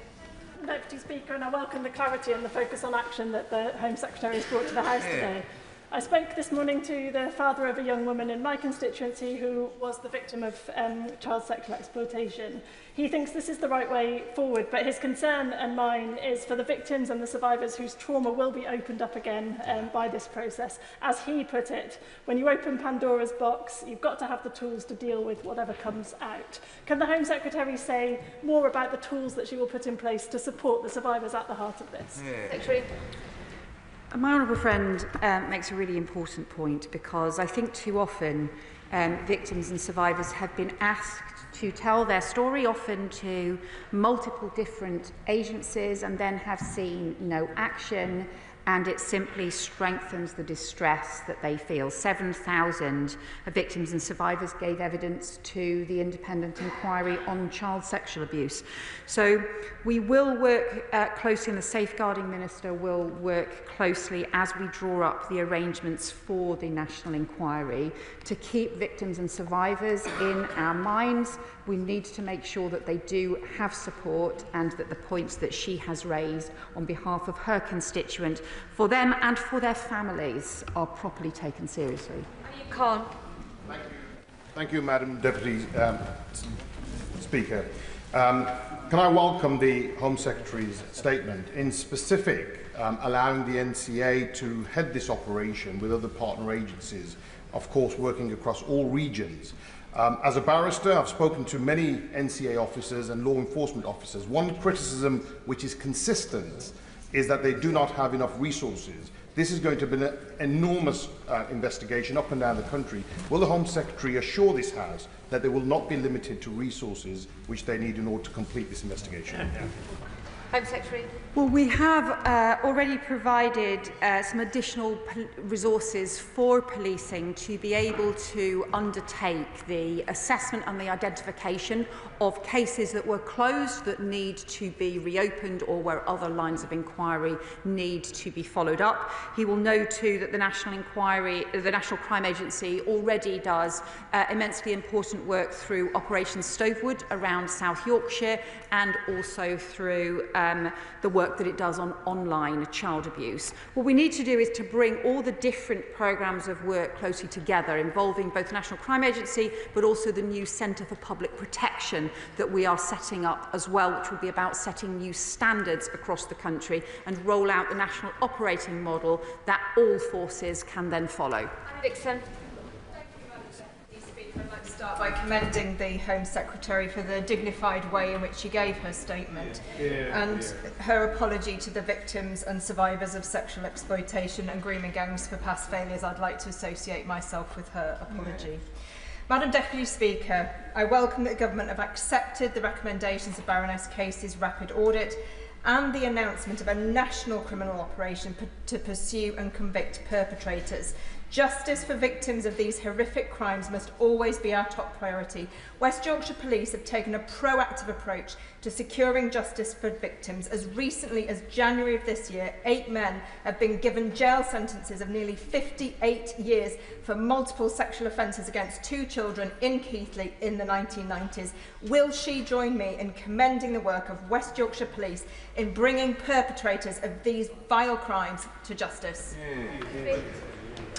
Well, my honourable friend is right to highlight the work of West Yorkshire Police. They have done pioneering work to find new ways to identify victims who may be at risk, to follow the evidence where you have repeat missing cases, and then also to be forensic and determined in the pursuit of action. They have, and I would commend the work of the Assistant Chief Constable as part of this too, and it is learning from the work that they have done that we want to make, following Baroness Casey's recommendation, a central part of the national criminal operation. Dr Neil Shastri-Hurst. Thank you very much, Madam Deputy Speaker. And the sexual exploitation of vulnerable children in this country is a stain upon our society. But the victims don't just want to have the truth out, they want transparency. And with that in mind, can the Home Secretary confirm that the government didn't ask Baroness Casey to change any elements of her report? Yes or no? Home Secretary.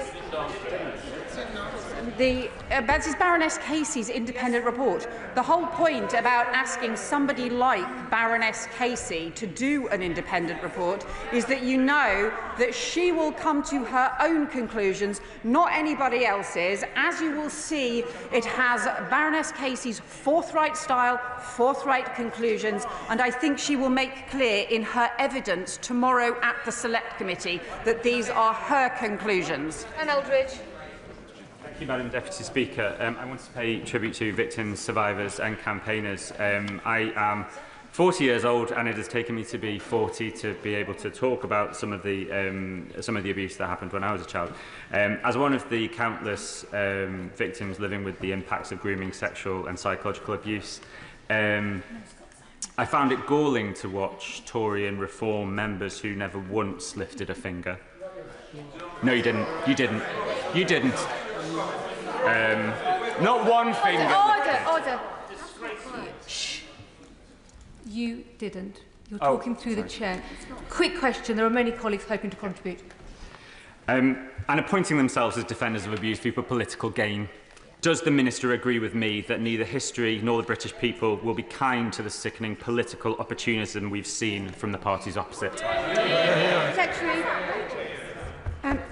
Can I thank my honourable friend for speaking out about his experiences, because to speak out as a victim of child abuse in this way is immensely difficult, and I think everyone should listen to what victims and survivors have to say. Can I thank him for speaking out, because by doing so he provides strength and inspiration for other victims and survivors across the country, and I pay tribute to him for doing so.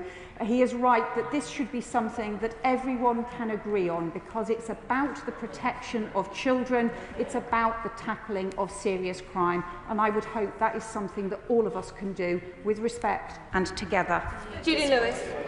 Well, I hope something else we can all agree on is our admiration for former Labour MP Anne Cryer, who back in 2003, which was only 5 years into a 13-year-long Labour government, exposed what was going on and was disgracefully smeared as a racist for doing so.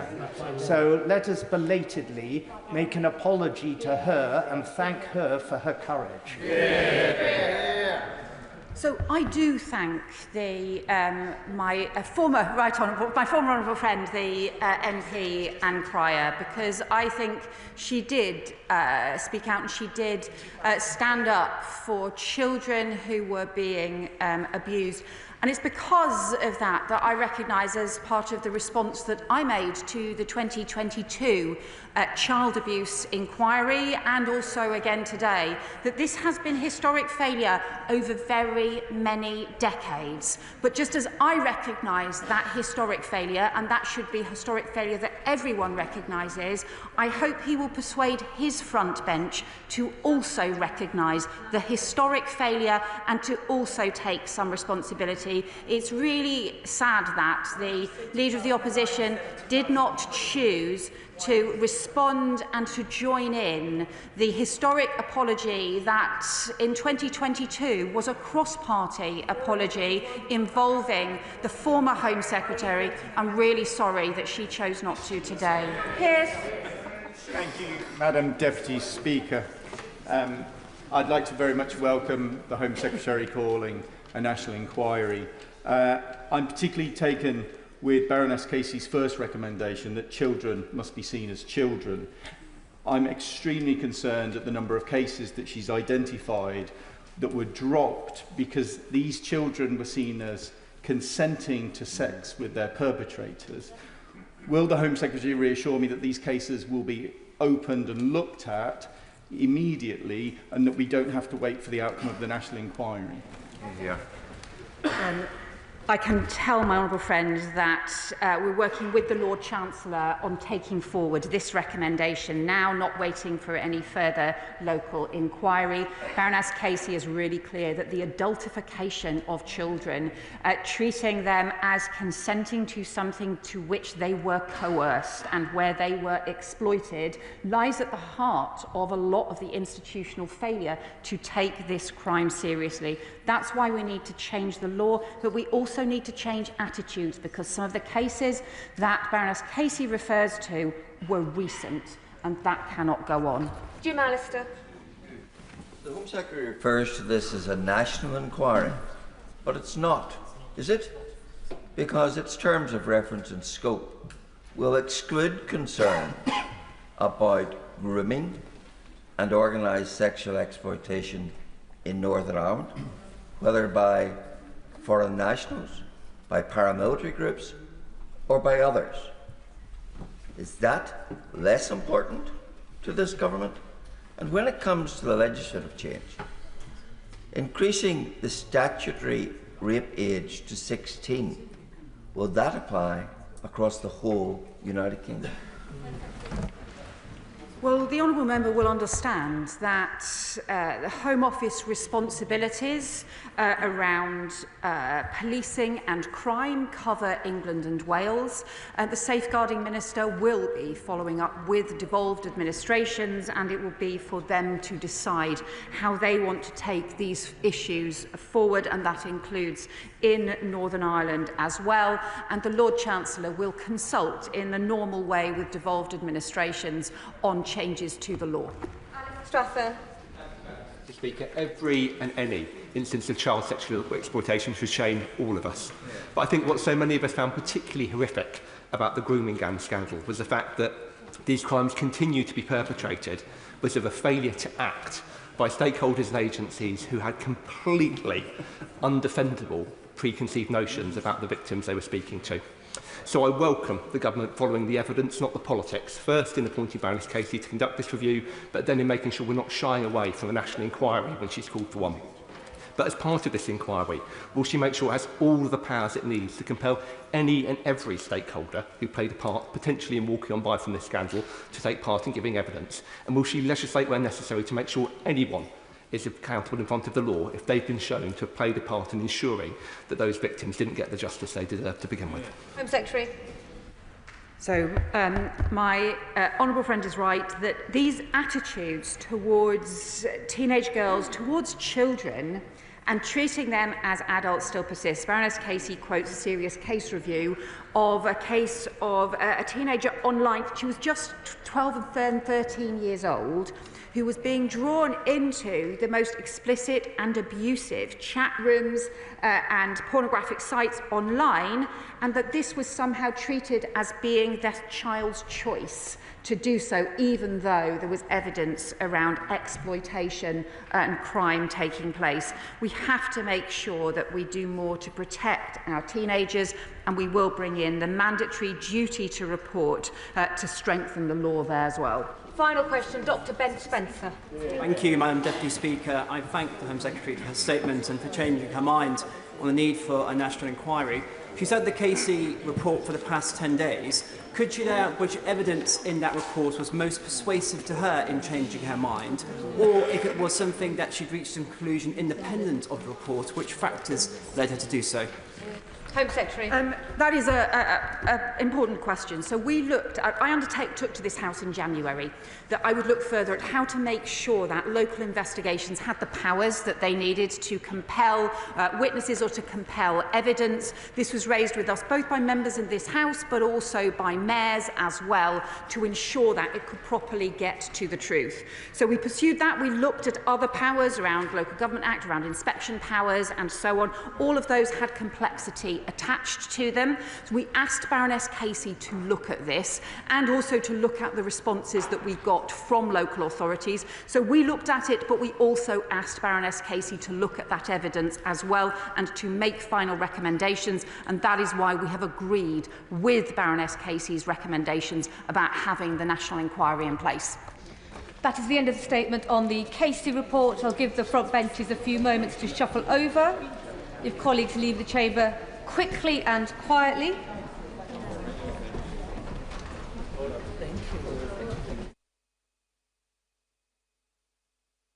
Now come to the statement on Iran-Israel conflict, and I call the Foreign Secretary, Sir David Lammy. Foreign Secretary. With permission, Madam Deputy Speaker, I will remind the House that the Foreign Office has been responding to 2 crises this past week. My honourable friend, Minister Faulkner, will update the government's extensive effort to assist those whose loved ones lost their lives in Thursday's devastating Air India plane crash. You know, just 9 days ago, Madam Deputy Speaker, I was in Delhi, strengthening our friendship.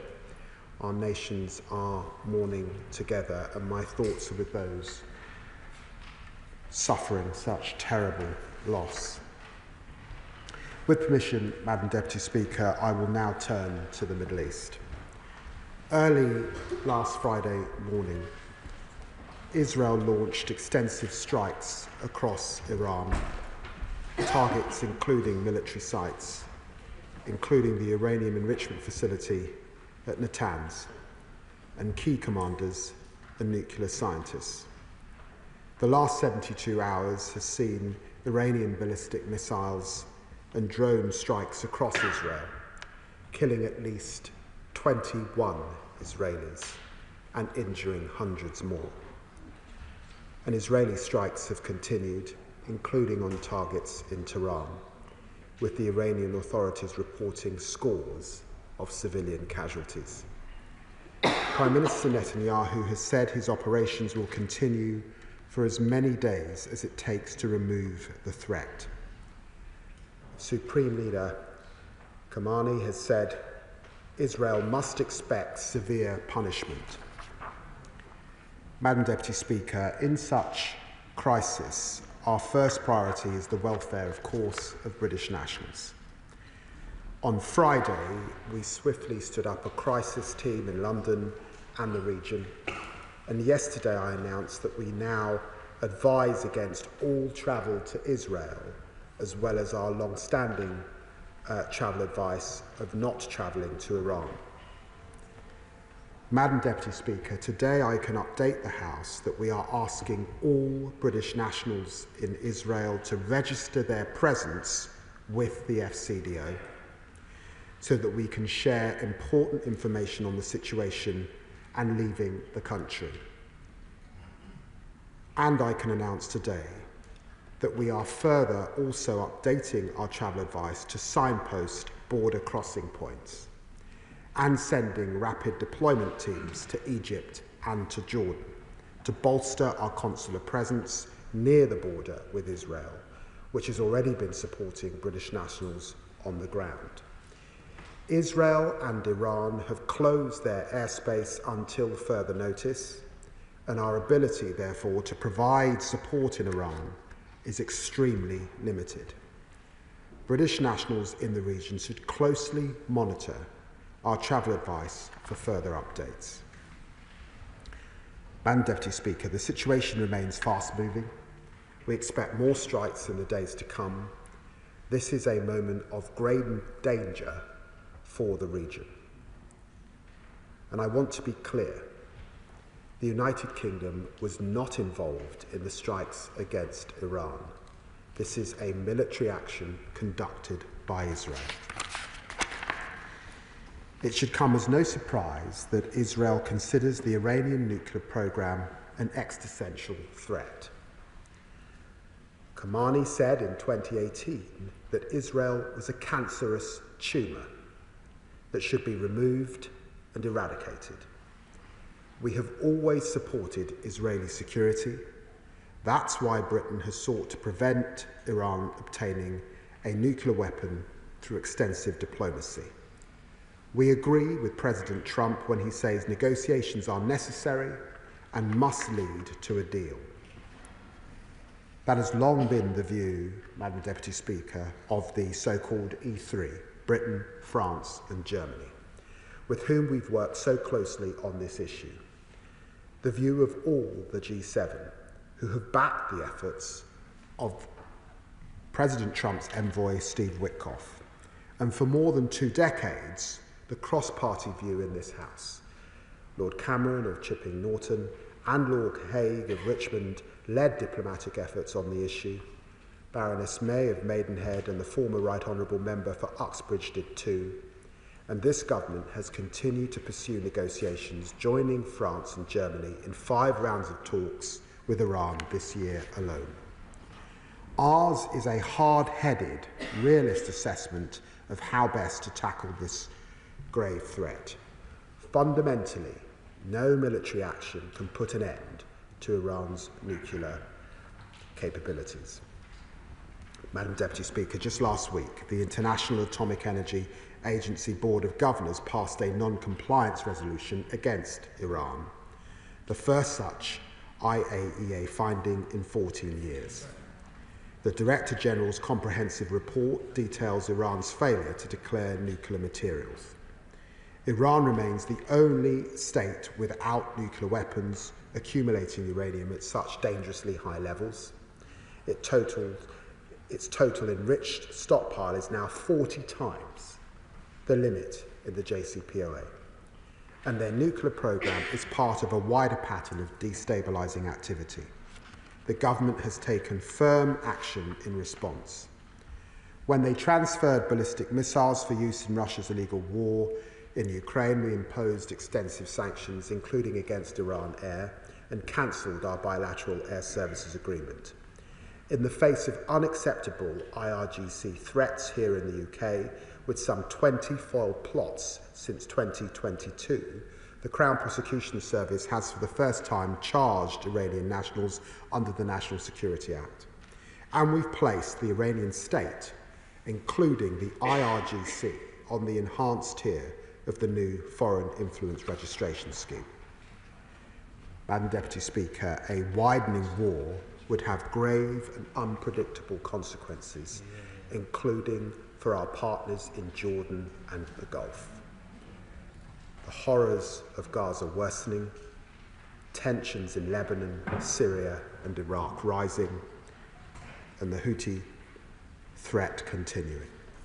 That's why the government's firm view, as it was last October in the ballistic missile attack on Israel, is that further escalation in the Middle East is not in Britain's interests, nor the interests of Israel, Iran or the region. There are hundreds of thousands of British nationals living in the region, and with Iran a major oil producer and 1/5 of the total world's oil consumption flowing through the Strait of Hormuz, escalating conflict poses real risks for the global economy. As missiles rain down, Israel has a right to defend itself and its citizens. But our priority now is de-escalation. Our message to both Israel and Iran is clear. Step back, show restraint, don't get pulled ever deeper into a catastrophic conflict whose consequences nobody can control. Madam Deputy Speaker, the Prime Minister chaired COBRA on the situation last Friday and spoke to Prime Minister Netanyahu, President Trump and Saudi Crown Prince Mohammed bin Salman. He is now, of course, at the G7 summit in Canada, discussing with our closest allies how to ease tensions. And the government has deployed additional assets to the region, including jets, for contingency support to UK forces and potentially our regional allies concerned about the escalated conflict. In the last 72 hours, my honourable friend, the Minister for the Middle East, and I have been flat out trying to carve out space for diplomacy. I have spoken to both Israeli Foreign Minister Saar and Iranian Foreign Minister Araghchi, underlying Britain's focus on de-escalation.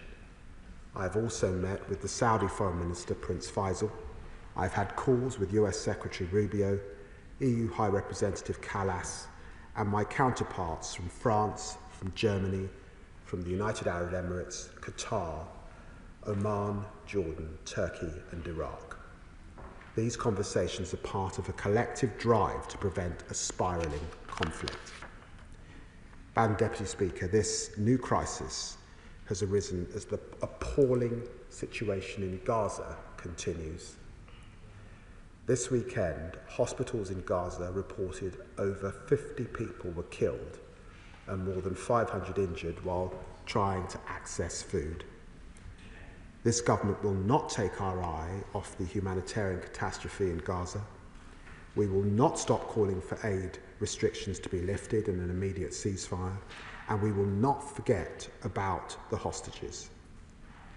This morning I met with Yoseved Lefshitz and her family, whose courage and dignity in the face of Hamas barbarism was a reminder of the plight of those still cruelly held in Gaza.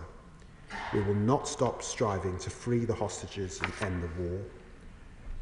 Madam Deputy Speaker, our vision remains unchanged: an end to Iran's nuclear program and destabilizing regional activity, Israel secure in its borders and at peace with its neighbors, a sovereign Palestinian state as part of the two-state solution.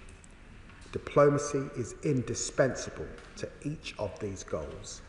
Britain will keep pressing all sides to choose a diplomatic path out of this crisis. I commend this statement to the House. Shadow Foreign Secretary Dame Priti Patel. Thank you, Madam Deputy Speaker. These are deeply dangerous times, and as the Foreign Secretary has already said, last week's IAEA report makes it abundantly clear that Iran's nuclear program has grown, with their stockpile of enriched uranium passing 400 kg and being enriched to 60%, which it has widely been noted as a level unprecedented for a state without nuclear weapons and beyond the need for any civilian use. The IAEA Director General also stated that Iran's actions and failure to cooperate has led to a significant reduction in the agency's ability to verify whether Iran's nuclear program is entirely peaceful. We share those concerns, and the reasons why Iran must never obtain nuclear weapons are clear. The Iranian regime is a prolific state sponsor of terrorism, with a stated intention to annihilate the world's only Jewish state. Given these concerns and the clear threat Iran poses, not only to Israel, but to the wider regional stability, Israel has the right to act in self-defense to degrade Iran's nuclear infrastructure. As well as posing a threat to Israel, Iran poses a direct threat to the United Kingdom and our interest. The Minister for the Middle East stated in April in a written parliamentary answer that Iran's nuclear program has never been more advanced and threatens international peace and security. And earlier this month, the Strategic Defence Review stated that Iran's escalating nuclear program presents a risk to international security and the global non-proliferation architecture. With that in mind, can the Foreign Secretary tell us what discussions he has had with the IAEA and give us his assessment on how close Iran was to having nuclear weapon capabilities that could strike Israel and our interests in the region? Given the report from the IAEA earlier this week, what direct bilateral discussions have government ministers had with their Israeli counterparts on this matter in the last few days prior to the action that was undertaken last week? He has spoken about conversations since the strikes commenced on Friday, but what discussions took place in the days preceding? Can the Foreign Secretary update us on the discussions with our partners in the region before the strikes on Friday? And since, for example, what discussions he's had with our friends in Bahrain in light of the ceasefire agreement and with Jordan in light of the previous airspace violations by Iran? Are these discussions purely diplomatic or do they cover defensive military planning? Last week on the 10th of June, during his statement, the Middle East minister said that they were in contact with the Israeli government that day. As that was after the IAEA report on the 9th of June, can the Foreign Secretary say during those discussions whether the nuclear threat from Iran and the IAEA assessment was discussed, or were they discussed in other matters? We also know from recent statements from the minister that relations between this government and Israel have become strained since last July. So what message does the Foreign Secretary have to all those who are concerned that constructive dialogue and diplomacy with Israel is not taking place? And with British nationals in Israel and the wider region, what efforts are underway to expeditiously help those who want to return to the UK to come back? And while the Foreign Secretary cannot rightly give operational details to the House, can he confirm if contingency plans have been updated recently for the evacuation of British personnel and assets from Iran. At the G7, will the Prime Minister be having substantive bilateral discussions with President Trump on this matter? On Iran's strikes at Israel, these are indiscriminately targeting civilians, and the whole House should condemn Iran for doing this. The UK has previously supported Israel in defending them from missile and drone attacks. So can the Foreign Secretary confirm if the UK has offered military intelligence and other forms of assistance to our Israeli allies in countering these attacks from Iran? The German Chancellor has offered this and is providing assistance to Israel. Has the UK made such an offer too? It is right that UK military capabilities have been increased in the region over the weekend. So can the Foreign Secretary tell the House whether he's prepared to take any retaliation, prepared to tackle any retaliation from Iran and its proxies, including the Houthis? Madam Deputy Speaker, although Iran's nuclear capabilities have been degraded, they are, as we know, in regular contact on nuclear issues with China and Russia, and have been for some time. Has the Foreign Secretary assessed the involvement of Russia and China that it may have had in supporting Iran's nuclear programme to get to where it is today? Is he concerned that they will support Iran to rebuild their capability with materials and expertise following Israel's actions? And is he looking at applying sanctions, new sanctions, to constrain Iran's ability to rebuild, advance and accelerate their nuclear ambitions? Turning to the direct threats that Iran poses to our soil, the Foreign Secretary has rightly mentioned the plots foiled, the recent attacks, the recent arrests, and putting Iran on the enhanced tier of furs. Can he give an assurance about work taking place across government over the last few days, including with the Home Office, the police, counter-terrorism operations and intelligence services, to tackle any retaliation that Iran, the IRGC, and those acting on its behalf might direct towards us? Has the threat risk level been reassessed? Is extra support being provided to secure synagogue schools and parts of the Jewish community in the UK? We all want to see peace and stability in the region, where Iran, who is responsible for so much bloodshed, is now taking place. So can the Foreign Secretary finally update the House on the ongoing steps being taken to secure the return of the hostages from Hamas captivity, the work to get more aid into Gaza, and efforts to bring about a sustainable ceasefire? Foreign Secretary. Well, I'm very grateful to the Shadow Foreign Secretary for her remarks, the cross-party support that I sensed in her remarks, and for the questions that I will certainly endeavour to answer. She asks about our contact with the IAEA. I can confirm that I spoke to the Director Grossi just a few days ago, and certainly before the action last week, and discussed his report. She asks what the latest is on that, and she will know that the assessment was that the enriched uranium stockpile was now standing at 8,413 kilograms, more than 40 times the JCPO limit, and the total high enriched uranium stockpiles was considered 9 significant quantities of high enriched uranium.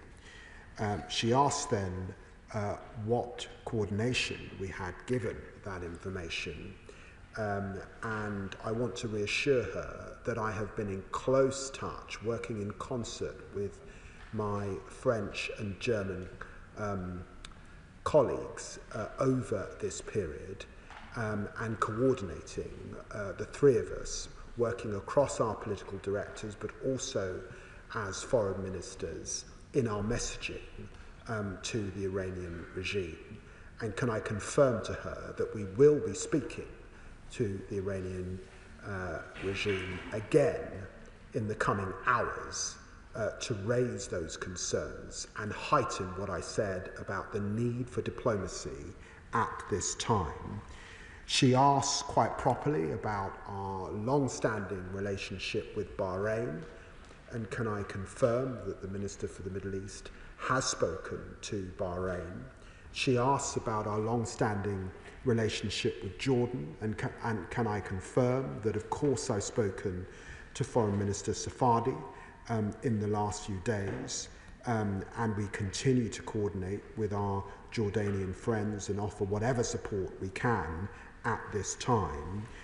She asks, obviously, about our ongoing relationship with Israel. She will know that our relationship with Israel remains a complex and intense one, and as she would expect, I have spoken to Foreign Minister Saar on numerous occasions, and of course spoke to him again. He was in a bunker when I spoke to him on Saturday, separated from his family. I offered him condolences, and of course, as you would expect, the United Kingdom and Israel in these times, of course, coordinate and work together. We have disagreements, of course, and we've discussed that over this dispatch box, particularly about the humanitarian situation in Gaza. But we recognise that there are many Israelis, as we speak, in their bunkers, that there have been 21 casualties over this last period and over 500 people injured. There is a sense of trauma, compounding trauma in Israel, and I want to reassure her that we recognise that. Of course, the Prime Minister is discussing these issues with President Trump at this time, and I know the G7 meeting is going on as we speak. I want to reassure her also about our contact with hostages. That's why I was meeting with hostage families just today and undertaking to raise that issue again in this place. And what they asked me was to ensure that with this crisis we do not take our eye off the situation in Gaza, and that's why I made it a part of my statement. And she quite rightly asks about state threats from the Iranian regime and the IRGC. And can I refer her to the work of Sir John Hall? He has found gaps in our legislation framework in relation to how we deal with these state threats. I'm pleased about the arrests that have been made recently, but we will be coming forward with the appropriate legislation on dealing with state threats from the IRGC in the coming months. Select Committee Chair Dame Emily Thornbury. Thank you very much, Madam Deputy Speaker. It's completely understandable that Israel feels threatened by a bellicose neighbour with uranium mines and a nuclear programme. But the rest of the world is unanimous in saying that the way to deal with Iran is through discussion, negotiation and a nuclear agreement. Madam Deputy Speaker, there once was such a deal, thanks to the extraordinary efforts of Baroness Cathy Ashton, amongst others. But that deal was derailed by President Trump, egged on by Israel. And now, belatedly, even President Trump has come to the view that the solution has to be a nuclear agreement with Iran, secured through discussion and diplomacy. And yet in the middle of that, Israel has decided that the solution is a regional war. Does the Foreign Secretary agree that Britain must remain firm with the rest of the world, urging both Israel and Iran to step back from a conflict? Military action can only predict one thing. It will not stop the Iranian nuclear programme, but it will ensure the deaths of innocent victims on both sides. Foreign Secretary. Well, she's right to put on record our thanks to former EU High Representative Baroness Ashton for all her work to get that JCPOA agreement. And it was also the work of the previous government and successive leaders in the party opposite that worked to secure that agreement. And it's hugely important that we get back to diplomacy. It is right to say, though, that the assessment of the IAEA is that there has been deception from the Iranian regime. And how do you account for having stockpiles that are 40 times over what they should be if you were sticking to the agreement? And that is why we must come together, yes, calling for restraint, but we do need diplomatic action. Iran cannot have nuclear capability, full stop. Liberal Democrat spokesperson Callum Miller. Thank you, Madam Deputy Speaker, and I'm grateful to the Foreign Secretary for advance sight of his statement, and to him, ministers and officials from the Department, for their efforts to support British citizens in the region. People across the UK have watched with horror as war has broken out between Israel and Iran. And as we consider the UK's response, let me begin with key principles on which I hope this House will agree. The State of Israel has a right to exist and to defend itself in line with international law.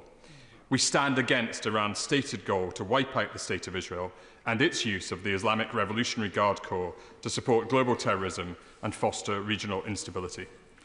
So will the Foreign Secretary go further to protect UK residents, including Iranian and Jewish communities, from IRGC-sponsored terrorist actions on our soil, and finally prescribe the IRGC?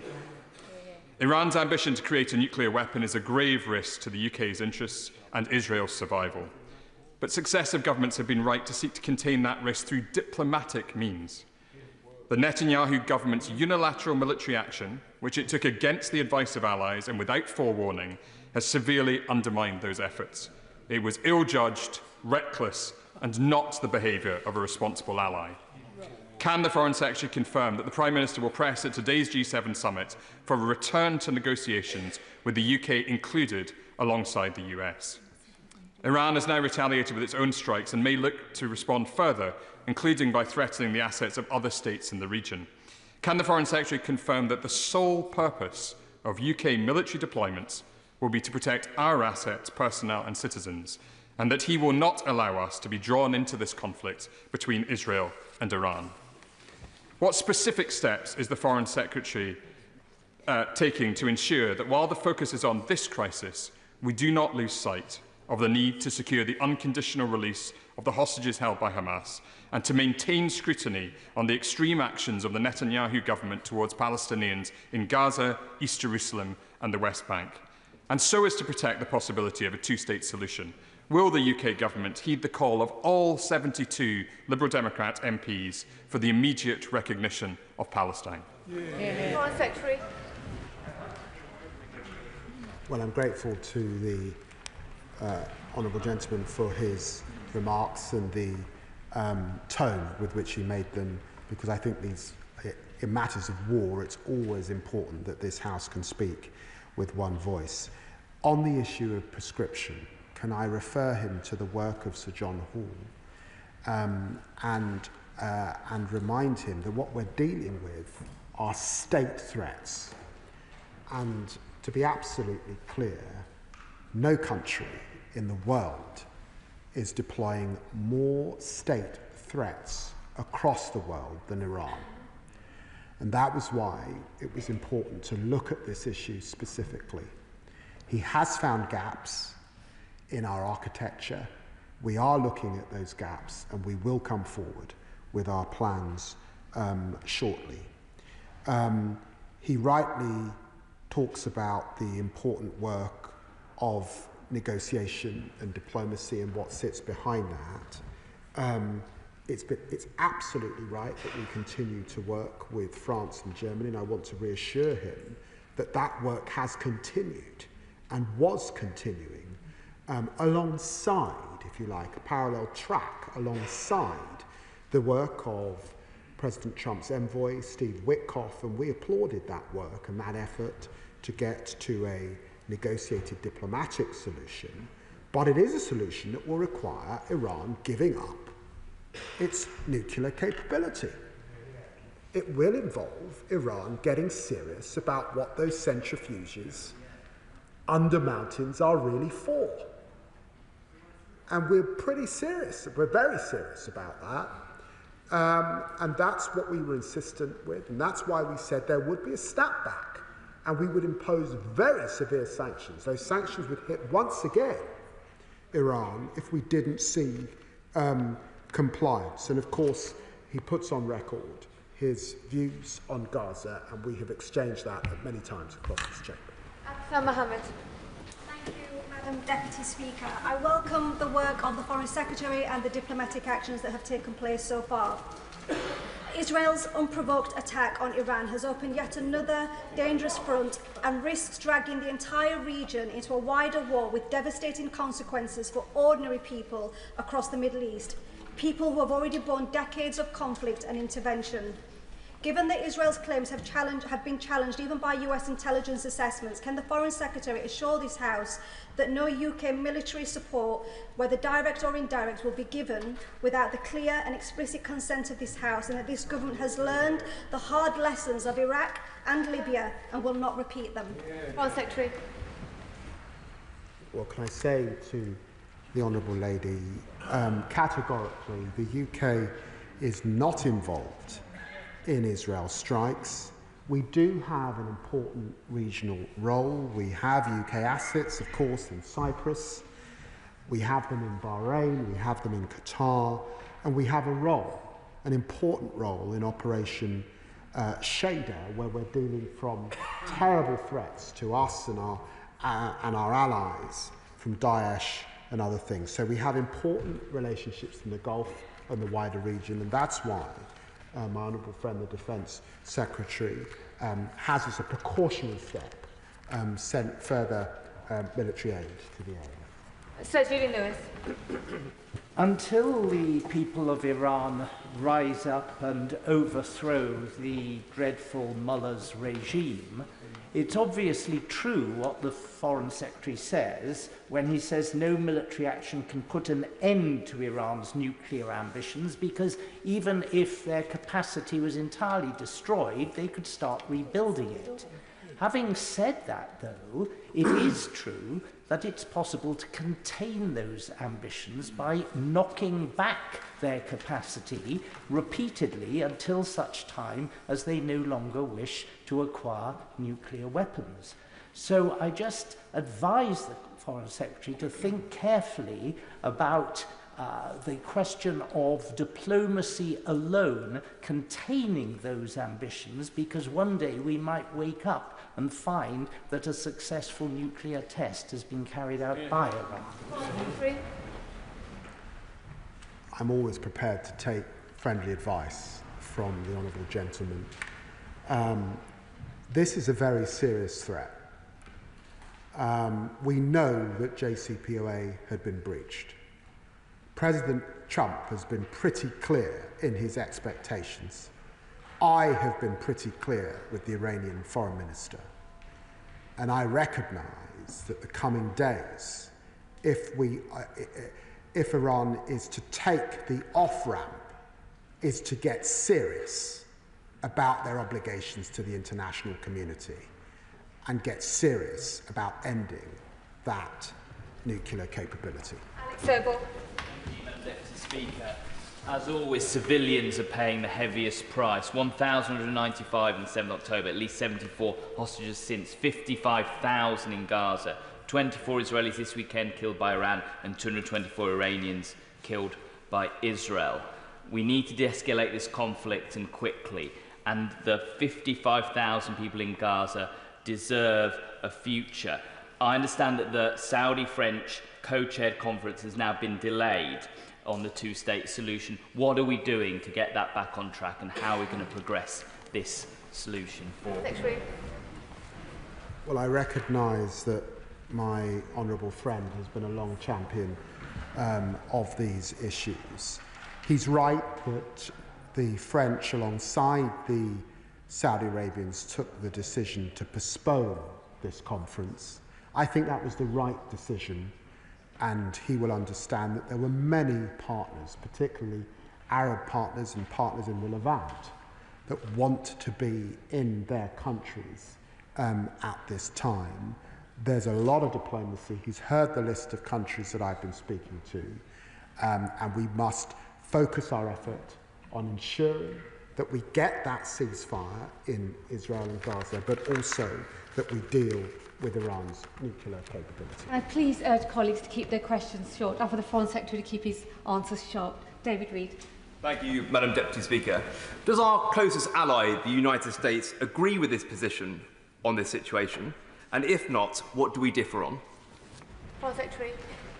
Well, I'd refer him to the remarks that were made by Secretary Rubio on the outbreak of this new war, and I would refer him to the statements that have been made by Donald Trump, where he clearly indicates an off-ramp for Iran if they get serious about diplomacy and accept the olive branch that he reached out with Steve Witkoff. Rupa Hogg. Thank you, Madam Deputy Speaker. Ealing's long had a big Iranian diaspora. In 1978, when England didn't qualify in the World Cup and Iran did, a lot of my class was supporting the latter.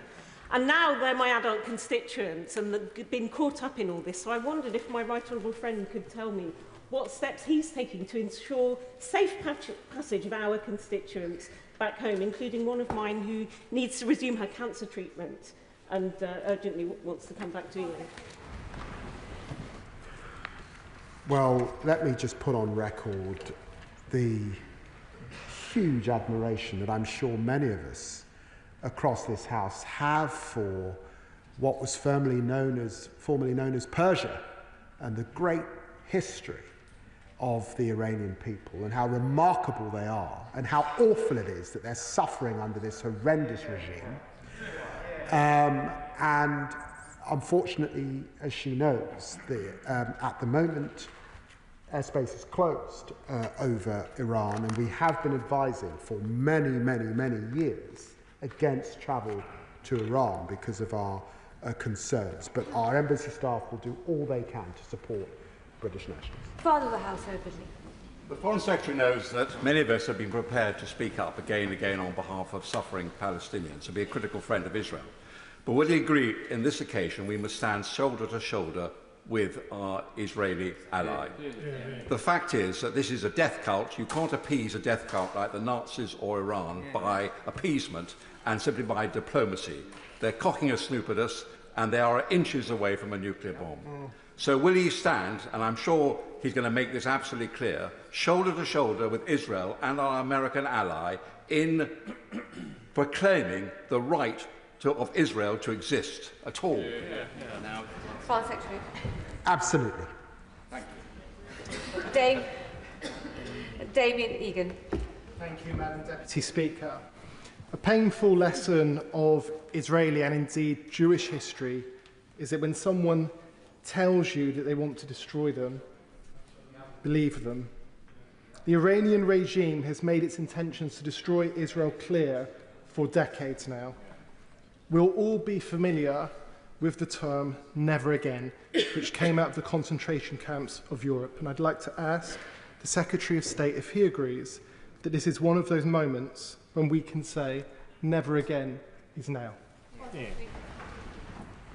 Well, I'm grateful to my honourable friend, and I know that, again, he has been on these issues for many, many years, long before he came to this place. And we recognise the threats that Israel is facing. And we also recognise the threat, the tremendous threat, not just to Israel and in the region, if Iran were to get a nuclear weapon. And what it would mean for all of us who've worked so hard against nuclear proliferation. Because as Iran follows, others would come in their wake. We must stop this happening. Sure. Can I thank the Foreign Secretary for his statement today? Clearly, we have differences with the Netanyahu regime, but Israel is a close ally and friend of the United Kingdom. Iran is a terrorist-supporting state, Hezbollah, Hamas, Houthis, Assad, destabilising the region, rejecting the IAEA and international proposal to prevent nuclear proliferation and limit uranium enrichment, and sponsoring terrorist actions on the streets of Britain. Doesn't he feel that Israel is now doing the world's dirty work on behalf of us all? Foreign Secretary. Well, the honourable gentleman brings his usual eloquence to these matters. I would agree with him, save for his initial remark. I would not call it the Israel regime. I think it's a democracy, and it's a democracy with all the ups and downs and faults of any democracy to that extent. And of course, I recognise that this is an existential threat for Israel and its people, which is why I believe it's important that we ask for restraint at this time, because we don't want to see regional escalation. And it's why it's important that diplomacy prevails. John Pearce.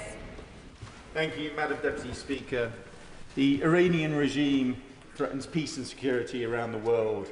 It destabilises the Middle East through its terrorist proxies, Hamas, Hezbollah, the Houthis. It supports Russia's invasion of Ukraine.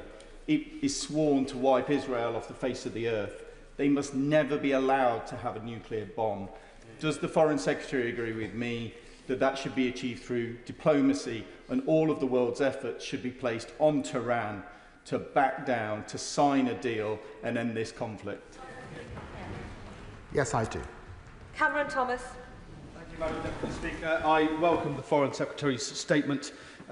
The Iranian regime is a malignant international force, and who knows how many British lives have been lost to their sponsorship of international terrorism. The Iranians did explicitly state a threat towards our assets and our people in the Middle East. How much confidence does he have in our ability to mitigate those threats? Secretary. Huge confidence in our force protection measures, and to remind him that we have important military and intelligence assets in the region, and that we have bilateral defence relationships with Jordan, Saudi Arabia, Oman, UAE, Qatar, Bahrain, Kuwait, Iraq, Lebanon, Egypt, and of course Israel. And Tulip Siddiq.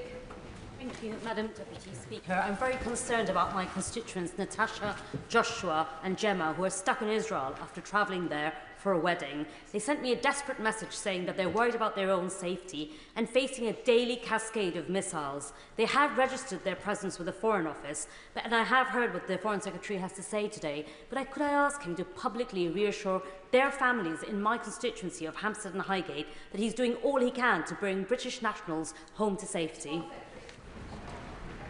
Well, can I absolutely say that for Iranian dual nationals, British nationals who are in Iran, 224 casualties just over the last few days, 1,277 injuries. Of course, this is a terrifying time as people hide in their homes. That's why we have embassy staff working around the clock, and of course, we offer our full support, notwithstanding that the airspace is currently closed. Oliver Dowden. I've been contacted by a significant number of my constituents who are currently stranded in Israel, unable to leave because of the lack of return flights to the United Kingdom. This includes a constituent with significant medical needs. Can I urge the Foreign Secretary to further strengthen the Foreign Office's offer? I do welcome the advice they're now providing in relation to routes back to the UK, although I note it has taken some time for that to happen. But can he also update the House on what contingency plans the Foreign Office and government more generally is undertaking for repatriation should the situation deteriorate further and that be required? And are they registering details of UK nationals in Israel to that end? Secretary.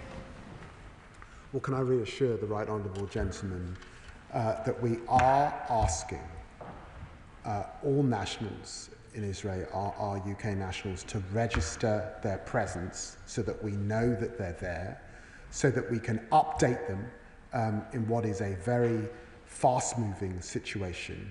And can I reassure him that we have sent a rapid force of diplomats to the border to facilitate exit.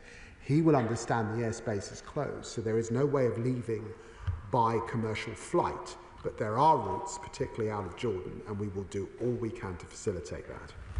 Bel Rabir-Adi.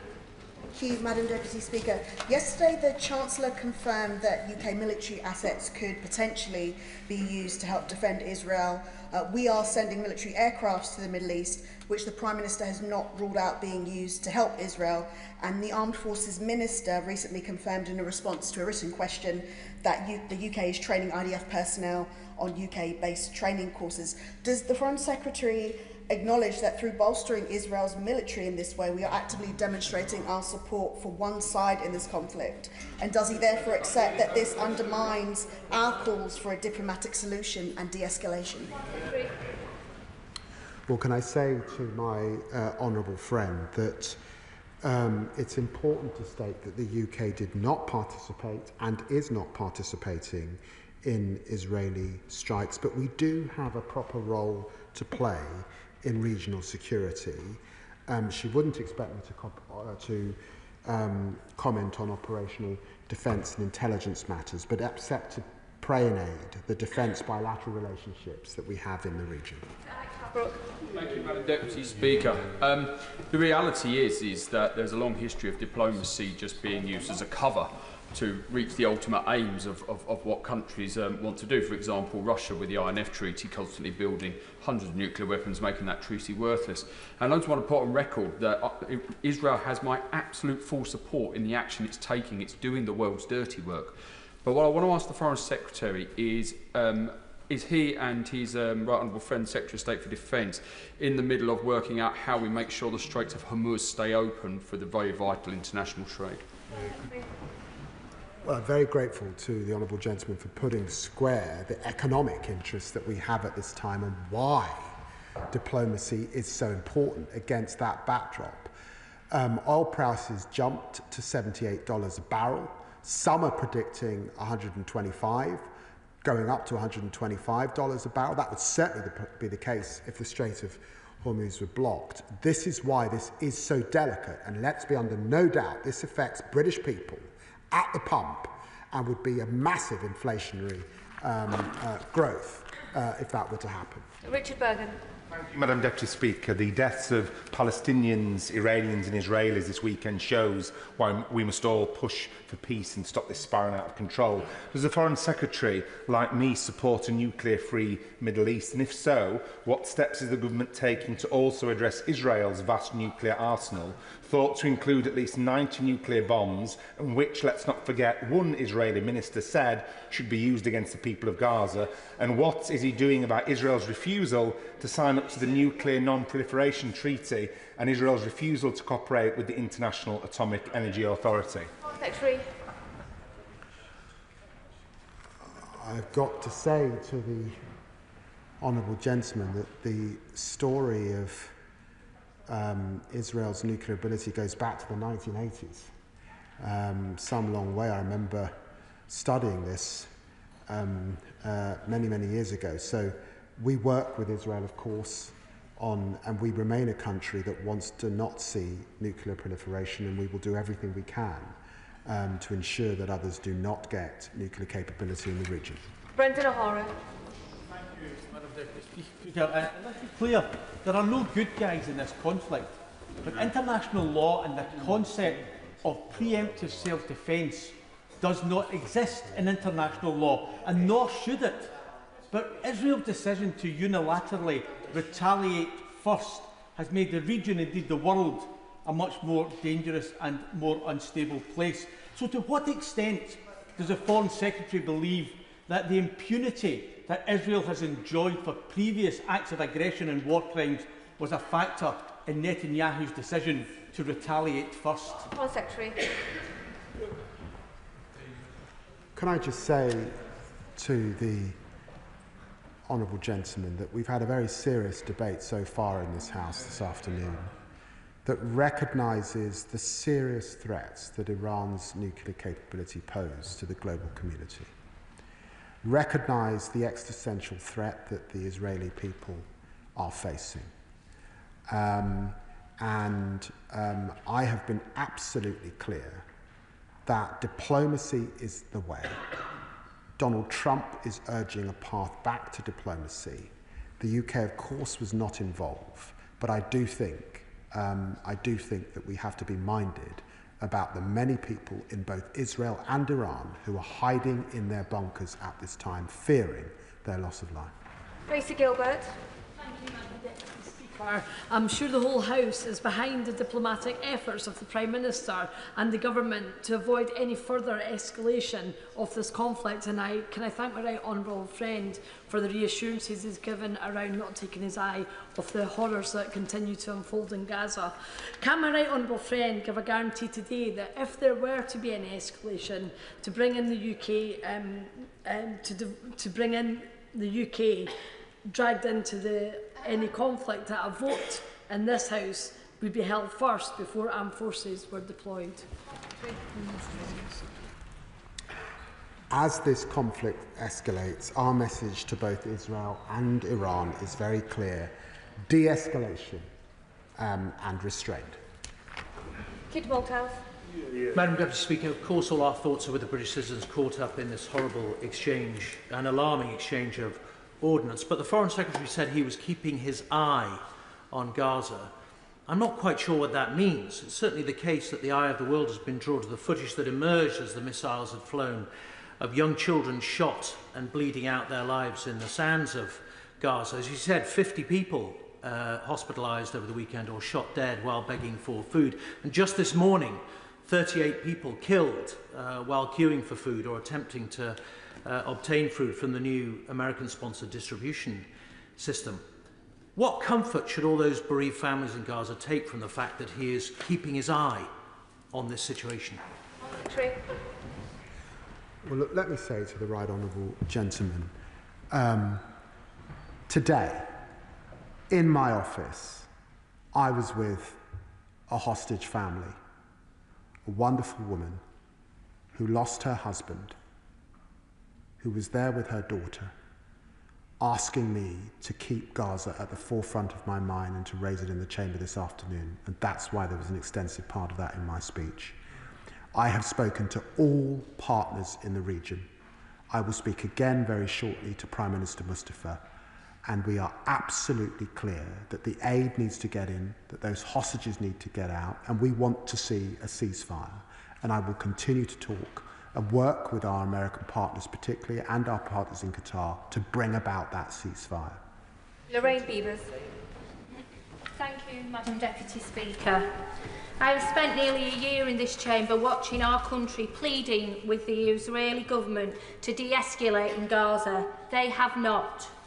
Strong words and desperate pleas haven't worked. Is now the time to recognise the state of Palestine as we promised in our manifesto? Is now the time to extend last week's welcome sanctions to other members of Netanyahu's regime, including the Prime Minister himself? If not now, when? Well, can I say to my honourable friend that I understand the strength of feeling she feels on Palestinian recognition, and she will know that we have always been clear that of course there's a role for recognition as part of a process, and we will continue to work with allies in the region and in Europe to bring about that process that brings about recognition and the two states that we hold dear.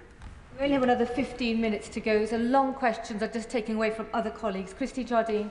Thank you very much, Madam Deputy Speaker. I thank the Foreign Secretary for his statement and welcome particularly the measures about bolstering our consular support. But he's also made reference to our assets and the hundreds of thousands of British citizens in the wider region. So what reassurance can you give us that their well-being is being thought about and preparations being made should the conflict escalate further? Well, let me put on record my huge gratitude and respect to our diplomatic staff across the region, obviously in Israel and Iran, but across the region, to their families and children who provide them with such support. And to be absolutely clear, we actually had in Whitehall a tabletop exercise on Iran last week Monday, which I chaired. There are contingency plans. None of us could have envisaged two crises at the same time: India, which my honourable friend will talk about very shortly, and of course this crisis. But our staff are standing ready. Debbie Abrahams. Thank you, Madam Deputy Speaker. And I know my right honourable friend will be working tirelessly and using all of his diplomatic skills and that of his office to resolve this immediate crisis, this new crisis. But as others says, how will he balance this with getting aid in, a permanent ceasefire, hostages out, and recognition? Balance it we must. Balance it we must, because those are the issues that we currently deal with, and we remain determined to press for what we want to see in Gaza, to stand up for those that we're hugely concerned about in the West Bank, and she saw the statement that I made last week in relation to that, but also to be absolutely clear about Iran's intent and capability at this time and what we must do to stop that happening.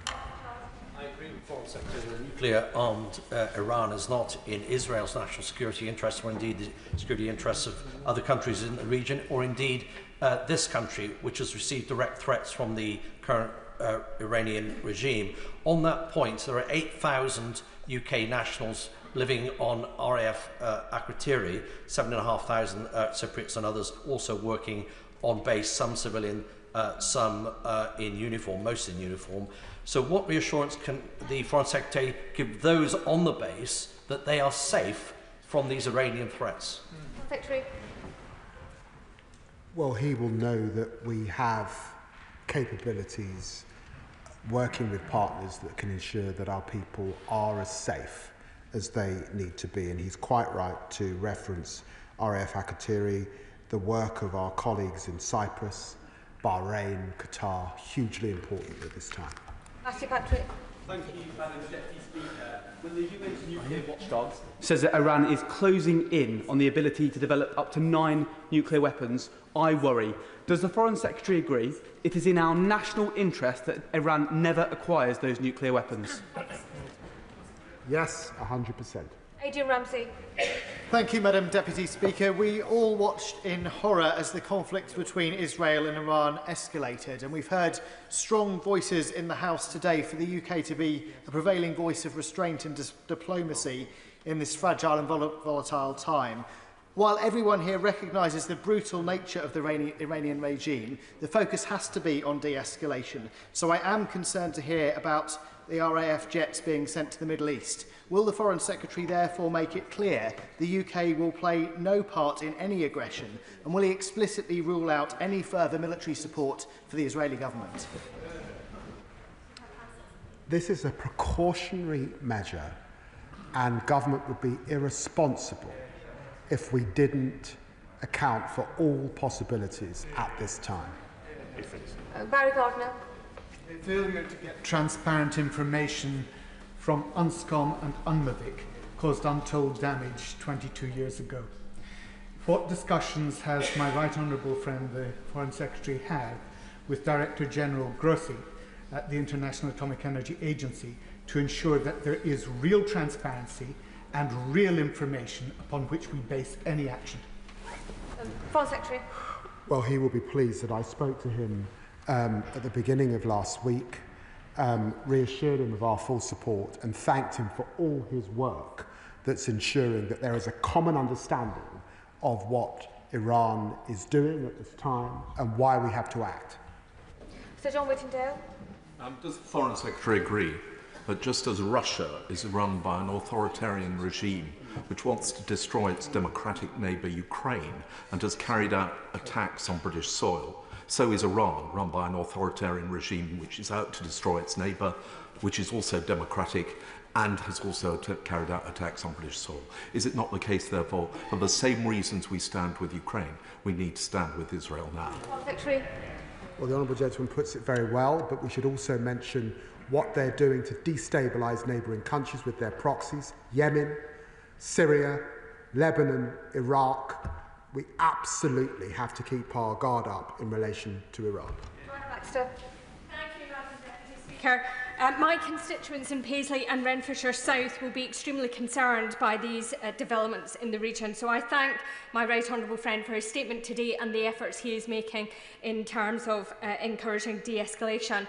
Can the Foreign Secretary assure me that this escalating conflict will not undermine the UK's efforts to end the war in Gaza, free the hostages and lift all restrictions to humanitarian aid in Palestine? Yes, I will do all I can. Lisa Roberts. It's reported that the Israeli government planned to kill the leader of Iran over the weekend. As history shows, attempts to collapse a regime with nothing to put in its place risk creating a power vacuum and state collapse. It also risks creating further waves of refugees and instability in the energy market. So what assessment has he made of these reports and the wider implications such a strategy would have on the UK? Home Secretary. Well, I remain hugely concerned about the appalling human rights record of the Iranian regime, but who runs Iran must quite properly be a matter for the people of Iran. Lillian Jones. Thank you. Does my right honourable friends agree with me that it's right the UK, as part of the international community, comes together to urge all sides to show restraint through diplomacy to prevent Iran acquiring a nuclear weapon, but it's also right that our focus is not diverted from Israel's continued assault on Gaza and the rest of occupied Palestine, and to secure the release of the hostages back to their families. Right. Every colleague that I've spoken to over the last few days has emphasised diplomacy and de-escalation. I'd want to reassure her of that. Sir Bernard Jenkins. Thank you, Madam Deputy Speaker. Will the Foreign Secretary confirm that the State of Israel has a declared policy on their nuclear weapons of no first use, and there is no evidence that they have ever misused or threatened to misuse their nuclear weapons in any irresponsible way whatsoever. And moreover, there is in international law the right of preemptive military action. And it is hard to imagine how this would not apply in this case. Would he agree with this matter, given Iran's determination to destroy the State of Israel? Foreign Secretary.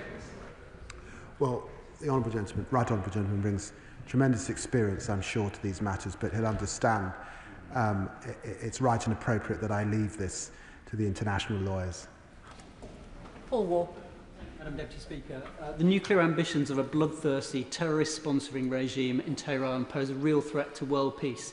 But, having said that, does he agree that Israel's own conduct as an increasingly rogue state when it comes to international law endangers not just the Israeli citizens, but also the Palestinian citizens of Gaza, as we've seen over the weekend, and it makes the case for a Palestinian state more urgent, not less?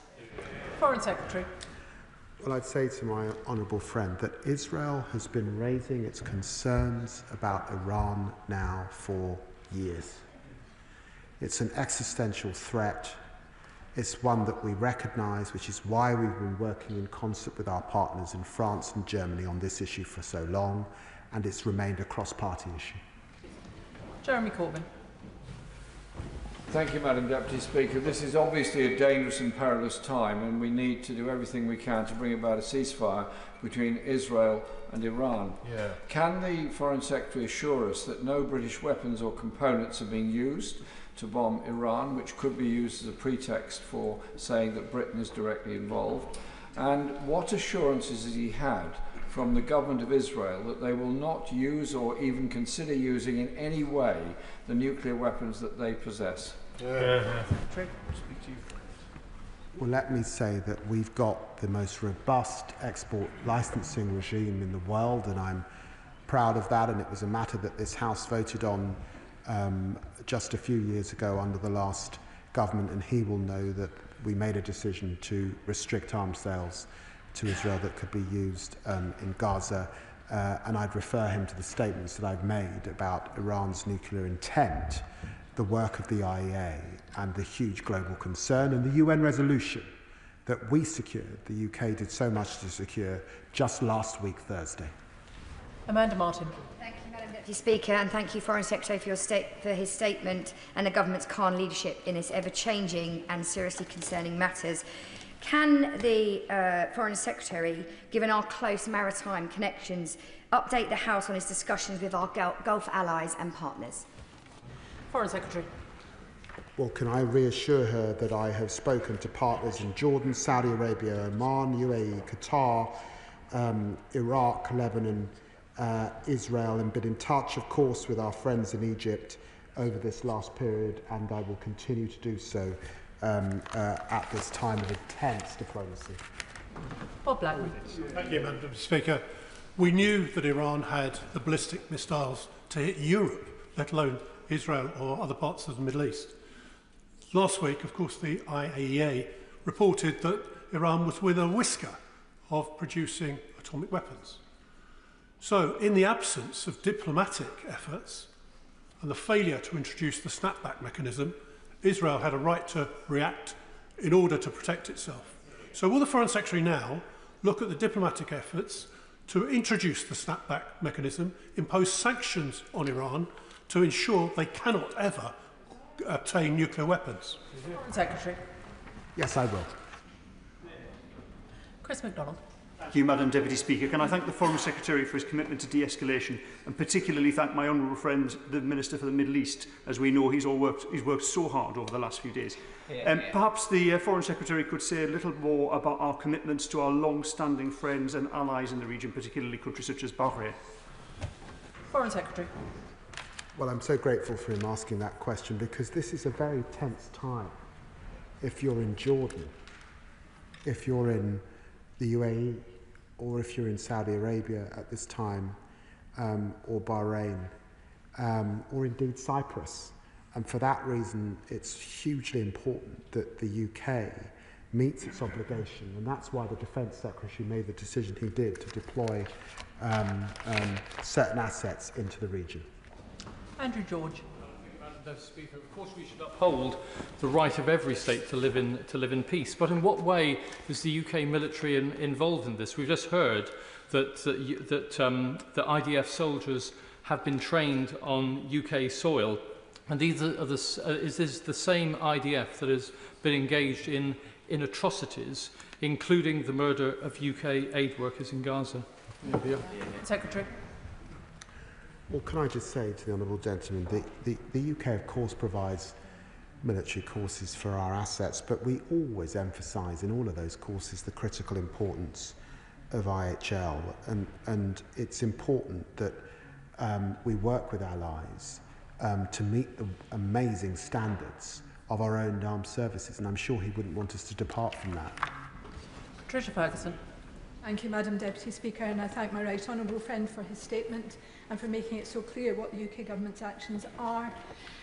However, one thing is very clear, and that is that the suffering in Palestine will continue, if not accelerate, given the situation that is pertaining in the Middle East.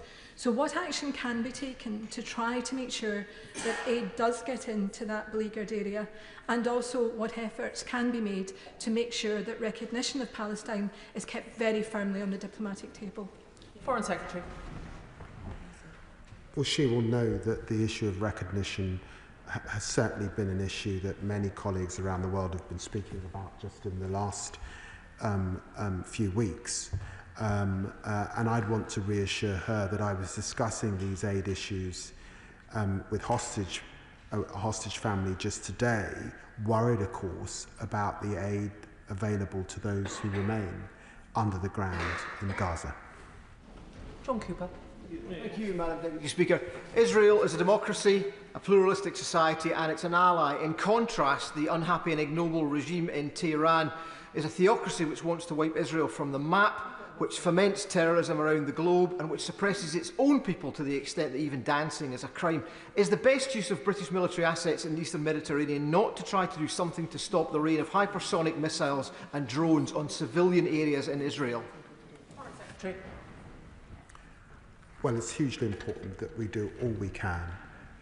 I believe the best way forward is diplomatically, because attempting to do this militarily, I'm afraid, cannot be achieved, and I think that's widely understood. Dr. Scott Arthur. Madam Deputy Speaker, and I do want to thank the Foreign Secretary for his statement, and also for reassuring us that Gaza won't be forgotten. I also have to thank him because he was really quick to come out and ask for de-escalation and also a negotiated settlement. Nobody wants to see a nuclear Iran, not least the people of Iran who are paying for this investment by the Iranian regime. But Netanyahu justified the bombing raid starting by saying Iran was close to a bomb. They said it could be years or perhaps just months away. Was Netanyahu correct? Well, I'd want to call to mind the work of the IAEA. I'd want to refer him to the resolution of the UN Security Council just last week, all of that confirmed Iran's intent and its deception. Shawkat Adam. Thank you, Madam Deputy Speaker. Last week, this House was united in supporting the long overdue recognition of a Palestinian state, and we urged the Minister to advocate for that at the United Nations conference in Saudi. This has now literally gone up in smoke, and we believe that the US and Iran nuclear peace negotiations were coming close to fruition. So does the Minister share my concerns that Netanyahu's government may be seeking to create further instability in the region, to block progression for peace, the recognition of the Palestinian state, and to distract from the genocide in Gaza.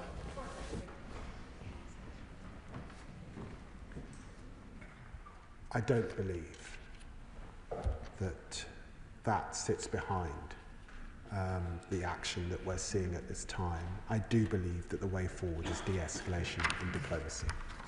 Mark Seward. Thank you, Madam Deputy Speaker. A full-scale war between Israel and Iran is clearly in no one's interests, but neither is a nuclear-armed Iran. So what is the government's realistic proposal to return to diplomatic solutions as soon as possible, to get Iran to give up its nuclear weapons programme? And how realistic is it that Iran will engage in such an effort? Foreign Secretary. Well, I can confirm to the honourable gentleman that along with my colleagues in France and Germany, I expect to be engaged with Iran on this very issue in the coming hours. Nick Timothy. Thank you, Madam Speaker. The Foreign Secretary said, and he just repeated it, no military threat can prevent the Iranians from acquiring nuclear weapons, but surely that is not correct. Given the danger to us all from Iran, which the Foreign Secretary did acknowledge in his statement, and its continued attempts to increase its ability to enrich uranium, will you very clearly agree with me that Israel was right to strike the nuclear sites? Foreign Secretary. The phrase that I've used about no military endeavour can achieve this without diplomacy has been used by the US and has been used by the Israelis themselves. Chris Coughlin. Madam Deputy Speaker, while I deplore the alleged Israeli war crimes in Gaza, that should not cloud us from our view of the Iranian regime. As a British diplomat covering Syria, I saw how the Iranian regime was directly complicit in the torture and murder of hundreds of thousands of Syrian civilians. As a British soldier in Iraq in 2020, British Lance Corporal Brodie Gillen was killed by the Iranians a few months before I arrived. But there have been too many catastrophic British foreign policy decisions in the Middle East this century. So I commend the Foreign Secretary for his commitment to a realist and hard-headed approach. And does he agree with me that the first question for any policy choice should be asking, where does this all end? Secretary. I'm very grateful that the honourable gentleman, although new to this House, is bringing so much experience, and I do agree with the sentiment that he's exposed. Gangan Mahindra. Thank you, Madam Deputy Speaker. My constituent, Greg, has contacted me this afternoon. He's worried about his 24-year-old daughter who's in Tel Aviv on her own. What reassurance can the Foreign Secretary give to my constituents that we will repatriate British citizens as quickly as possible? Foreign Secretary. Well, I would first urge his constituents to register her presence, to recognise that we are surging staff to the region, that the way out at the moment is through Jordan, and to reach out to staff, and he can reach out on the hotline if that is what they so wish. Adnan Hussain. Thank you, Madam Deputy Speaker. Can I take the Foreign Secretary back and ask that he clarifies the nature of the Israeli military personnel training on British soil, and whether those involved are participating in operations in Gaza? If so, how does this align with the UK's international legal obligations, given that Israel faces proceedings standing accused of genocide at the ICJ, given that its leadership has arrest warrants issued against them at the ICC, and given that this government has also moved to sanction senior Israeli officials? Well, as I said before, this is an academic course, non-combat. We have extremely high standards in this country, and it's important that we share them, although in the instance that he raises, this is less than 10 people. Vicky Slade. Thank you, Madam Deputy Speaker. Given the UK's long-standing friendship with Israel, what assessment has the Foreign Secretary taken of the increased risk to our military personnel in the countries in the wider region? Well, we're at the highest level of force protection at this time because of the ongoing conflict and the dangers that exist, and it's why we emphasise de-escalation and restraint. Al Pinkerton. Thank you, Madam Deputy Speaker. A despotic Middle Eastern dictatorship, a rogue state, a terrorist state perilously close to achieving a weapon of mass destruction so serious that it could disrupt the entire region. Members and right honourable members, as well as the public listening at home, may hear echoes of 2003 in that description of current events. And with talk of regime change again in the air, can I ask the Foreign Secretary what he is going to do to personally talk back the authorities in Jerusalem, in Israel, because what they're doing at the moment strikes me as providing the Iranian regime with the best possible propaganda tool that they could possibly have. Well, he's right to emphasise in his words a degree of caution. He will have heard what I said in the House this afternoon, which forms the bedrock of the diplomacy that our officials are exercising in Israel, in Iran, and across the wider region. Richard Ford. Thank you, Madam Deputy Speaker.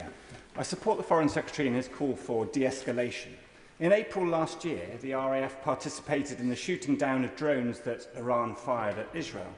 Could the Foreign Secretary comment on why the UK acted to defend Israel from drone attack at that time, but did not do so at the weekend? Foreign Secretary. Well, each military situation is different. There was a particular context at that time of ballistic missiles coming in a particular request. We had the assets that could support, and we make those assessments, obviously, as you would expect, with our regional allies, depending on the circumstances and the context. Ayub Khan. Thank you, Madam Deputy Speaker. Can I concur with the Foreign Secretary and his view that this can only be resolved through diplomacy, and that's the only way we're going to get a resolution.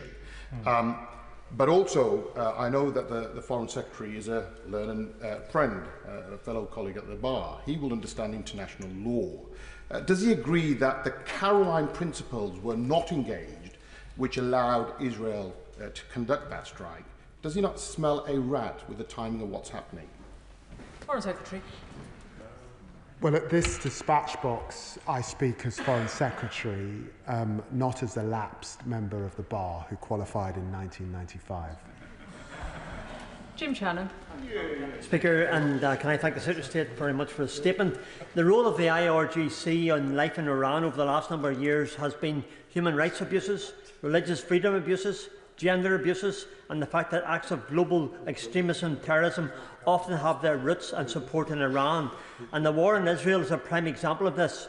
Anyone who pretends that Iran, with their nuclear potential, are in any way an innocent bystander are being deliberately dishonest. Will the Foreign Secretary commit again to working with allies such as the US to minimise bloodshed and ensure that Israel is able to remain safe and free from all attacks? Thanks so much. Foreign Secretary.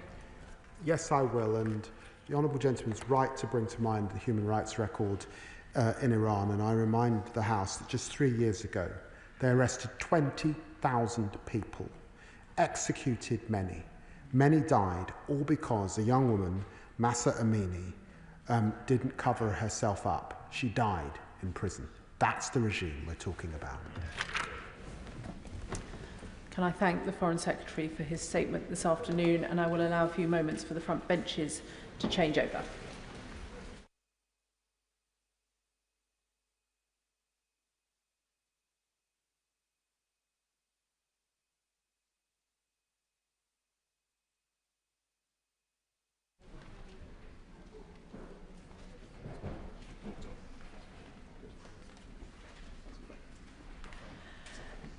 Before we come to the next statement, can I, from the Chair, pass on my condolences to the family of Keaton Shah, one of my constituents in Shipton Bellinger, who was tragically killed in the Air India crash. Keaton was a valued member of the local community where he ran the village stores, and the whole community is devastated by his loss. Minister Hamish Faulkner. With permission, Madam Deputy Speaker, I want to update the House on our response to Thursday's devastating Air India plane crash. I know the whole House joins with me and with you in offering heartfelt condolences to all those who've lost loved ones in this tragedy. The images of those boarding the flight are heartbreaking. Families across both countries, including my constituency and of course yours, have been shocked and horrified. They are mourning and we mourn with them. Official casualty figures are not yet confirmed. However, our understanding is that of 242 passengers and crew, 53 of them are British nationals, and just one has survived. Many also died or were badly injured in the medical college which the plane hit. My right honourable friend, the Prime Minister, has passed on our deepest sympathies to Prime Minister Modi. My right honourable friend, the Foreign Secretary, has also spoken to his friend Minister Jaishankar on the day of the crash. The Foreign Office immediately stood up crisis teams in London, in Delhi and in Ahmedabad. Our High Commissioner in India travelled to Ahmedabad and remained on the ground throughout the weekend, visiting the local hospital and the crash site. We have increased consular assistance and are in contact with all the families of British nationals who have asked for our help. In Ahmedabad, we have set up a UK reception centre to help British nationals in person. A team of 4 investigators from the Air Accident Investigation Branch arrived on Friday to support work on the ground.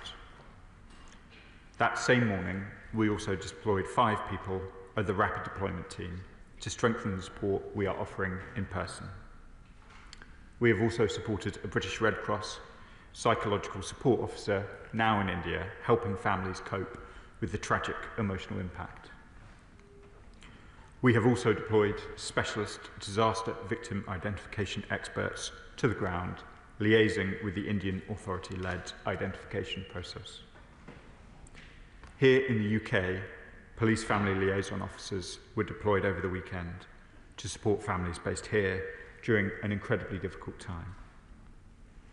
We are, of course, also in regular, close contact with Air India about the support package that they are offering, which includes funding flights and full repatriation costs to bring loved ones home. I understand how frustrating it is for families who have not yet been able to lay their loved ones to rest, and I recognise the pain and the frustration that this is causing. The Indian authorities are working around the clock with UK support to be able to do this. Unfortunately, these processes take time, but it is important that they are done properly to avoid causing more pain to families. At the same time, we are also, of course, focused on understanding what has happened. The Indian Aircraft Accident Investigation Branch has accepted the UK's offer of help, and a team of British inspectors are now on site. Our High Commissioner met the Gujarat Home Minister Sanghavi yesterday to offer our support, and Madam Deputy Speaker, the Government continues to work tirelessly with our Indian partners to establish what happened and support all of those who are grieving. With an Indian diaspora around 2 million strong here in Britain, and with a particularly prominent Gujarati community, we feel the pain of this tragedy together. It reminds us not only of the deep personal ties between our people, but also of the strength of our partnership with India. A partnership built on trust, shared values, and mutual support in times of crisis. Just over a week ago, the Foreign Secretary was in Delhi, celebrating the conclusion of trade talks, discussing the expansion of our strategic partnership, and meeting so many dedicated to strengthening the ties between us. In the face of such profound loss, the UK stands shoulder to shoulder with India, not only in grief, but in our shared resolve to ensure that those we have lost are never forgotten. I commend the statement to the House. Shadow Foreign Secretary Priti Patel. Speaker, the tragic deaths of 242 men, women and children on Air India flight 7171 from Ahmedabad to Gatwick on Thursday, and the reports of at least 29 fatalities on the ground, are beyond distressing and upsetting. It is still difficult to comprehend the scale of this tragedy. Our thoughts and prayers continue to be with everyone affected, in particular with the families and relatives of the lost ones. All our thoughts are with those who are in hospital having suffered injuries, and with Vishwa Kumar Ramesh, whose survival from the crash is an absolute miracle, but who sadly lost his brother. Many of those who died were British, 52, and many families in the UK will have lost loved ones who were also Indian nationals too. Over the last few days, we have started to hear of the lives of those who died and the grief their families are going through. The loss of Akhil Nanabara and his wife Hannah Vaudry and their 4-year-old daughter Sarah, Javed and Miriam Syed and their 2 children from London, Hardik Avalia and Vibhuti Patel, a couple from Leicester who had gone to India to celebrate their engagement, Frognall and Jamie Greenlaw Meek, and the former Chief Minister of Gujarat, Vijay Rapani. Their passing and those of everyone who died will be greatly felt, and our condolences go to all of them. The pain that they are all experiencing is clearly unimaginable. Following this tragedy, we've seen communities come together in mandirs, gurdwaras and other places of worship to pray and seek comfort in these difficult times. This evening a vigil is being organised by the Indian High Commissioner, where the community will come together to reflect, mourn and pray. I thank the High Commission's team for their support and their kindness in their consular support. I pay tribute to all of those offering support to communities across the country who have been affected, and the support shown at Troop in the Colour on Saturday will have been greatly appreciated. I want to put on record our thanks to the emergency services in India for their response. Madam Deputy Speaker, the FCDO, as we have heard, has set up a reception centre at the Umaid Hotel in Ahmedabad, but concerns have been raised this afternoon that there's not enough British presence on the ground at the hospital and elsewhere where families are going to identify their loved ones. The Minister may have seen the statement issued earlier by 3 families referring to an inadequate and painfully slow government reaction. They also said no UK leadership or medical teams and no crisis professionals are stationed at the hospital. And clearly they are asking the government to step up its presence on the ground in Ahmedabad. I know the Minister has already said that this is incredibly delicate and difficult, and we all understand that. What is the Minister's response following that statement this afternoon? And will changes be made to provide the assistance needed? Because it is deeply harrowing and very difficult, and we all understand the circumstances in which the local hospital and the mortuary are operating within. And can he guarantee consular support will be in place for as long as necessary? The pain families are going through is unimaginable, and identifying and returning bodies of their loved ones to enable funerals is clearly going to take some time. Forensics are obviously being used to help identify bodies, and families will be providing samples to help with that awful process. Can the Minister give an update on any support the UK is providing to help with this process, and in also some of this forensic work that needs to take place? Does the Minister know at this stage how many bodies have been identified? And can he give assurances that the work that is taking place across government and with local authorities and schools in the communities affected here in the UK will ensure that counselling and trauma support services are available, especially for children who will have lost very close family members? The families affected deserve answers to know what happened to the plane, and thoughts are turning to those investigations that are taking place. We know it's early days yet, but can the Minister give details of any conversations that have taken place with counterparts in India with regards to the investigations, and also with Boeing? We welcome the involvement of 4 officials from our Air Accidents Investigation Branch. Can the Minister give assurances that they will have the support and resources they need to assist Indian authorities? On the cause of the crash, will the Minister give an assurance that the UK government will work with India to get answers and provide updates to the families in particular? Madam Deputy Speaker, last Thursday was a dark, sad and traumatic day for India, the UK and all those affected wherever they are in the world. And I'm sure we all speak for the whole House when I say that we stand with them in seeking answers. We stand with them in working to give them the support they need, and we stand with them in mourning the sad deaths of their loved ones. Minister. I thank the Shadow Foreign Secretary for the tone of the questions. She rightly points to the scale. This is the single largest loss of British life in an aviation accident since 9/11, and I think one of the single largest losses of British national life overseas in one incident for a long time. 10 years ago, practically this month, I was, as part of the diplomatic service, on the ground in Sousse after a terrible tragedy then. I know well the agony for families seeking to pick up the pieces after an incident like this. She asks the important question about the mortuary process, particularly traumatic in somebody else's country, and I can confirm that any British national who wishes the consular assistance to go through that process will have it from my officials. She raises, rightly, the questions that have been raised by some of the families about the location of our reception centre and their presence at the hospital. Since becoming aware of those reports, I've sent officials to the hospital. We're not aware at the moment of British nationals congregating there. I've asked officials to review the signage and general arrangements to ensure that people know where our reception centre is.